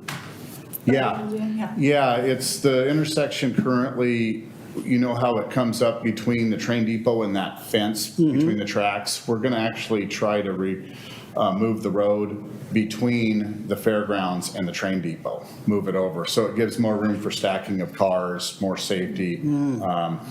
We went through DKS engineering and they like the idea. So, and highly recommended by the Traffic Safety Commission. So. It's a huge safety hazard the way it is right now. Oh, yeah. Yeah, it'll be nice if we can pull it off. It's gonna be a challenge to do it, but we got the team to do it right now. If you do that, can you get a protected left turn signal off of Pine onto 99E? I don't Maybe make wanna that say intersection a little no. Safer? I don't wanna say no, but it's not likely. That's an ODOT ask. Yeah. Now would be the time to ask since they're We working on it. continuously contact them about that. But that's a question when we get into design. We want to have DKS because they do a lot of their work too. They have a relationship with them and maybe fix that. Okay. You know, it's a priority. We're going to stay on them about it. Good. Right, any other questions? All right. So, stormwater, the stormwater department, just to give you an update on the stormwater department, Canby's a unique town. We have probably pushing over 500 dry wells, and if you don't know what a dry well is, it's a 26-foot deep hole with perforated sections in the bottom of it with drain rock around it that we dig. And they work really well in our sandy area. We do have areas where they don't work in Canby because we have rocky, we have all terrain and all types of different soils in Canby. So the collections, the stormwater department maintains those. The downtown storm system cleans catch basins. The sweeping is a large part of that, keeping our pipes clean, our dry wells and catch basins clean. We have really updated public works design standards with new development, and when we do redo roads, that we upgrade these to meet these standards so that we are in compliance with DEQ. It used to be when it rained hard, we had problems in town, and we stalled one dry well over on North Juniper and North Maple, and another one over off of Locust and Territorial, and hopefully we have all of our flooding issues taken care of now. So we'll see when it starts raining next year. So the goals, again, Northeast 10th Avenue, add some storm system to that, so we don't have to tear the street up later. And maybe if we have time, update the stormwater master, the 2015 stormwater master plan. We proud to say that the crew we currently have, including myself, helped develop the last stormwater master plan, and we've almost completed everything on it. So that's kind of a exciting thing for us to do. The other thing is we have the updated SDC methodology to bring to council. It's all done, it's ready to go, so we're excited to bring that to you guys to get that updated. As far as capital projects, just South Ivy Street. We got some work there, a little bit of storm on there, the industrial park connection 99, Pine realignment, just the same projects that I've been telling you guys. Same stuff, so it's broken down. Other than that, that's kind of it for stormwater, if anyone has any questions about that. I see we got the fuel station in here, Ken. And we have the fuel station, yep, I know.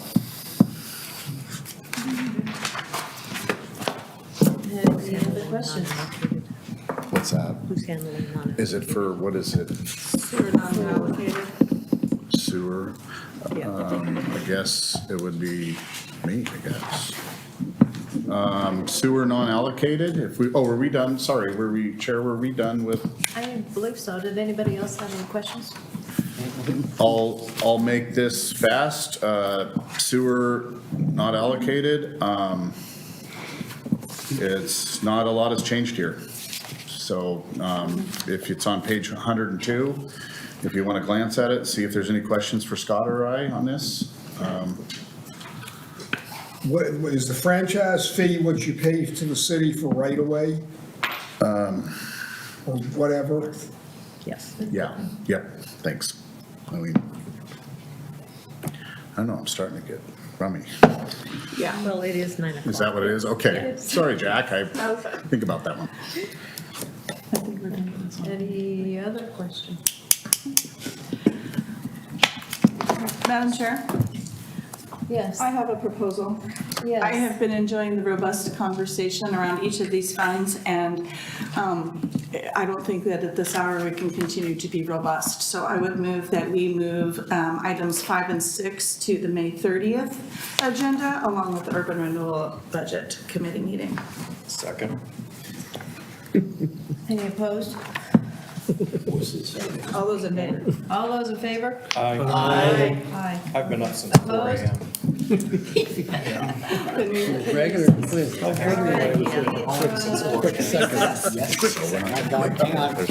Hang on. Hold on.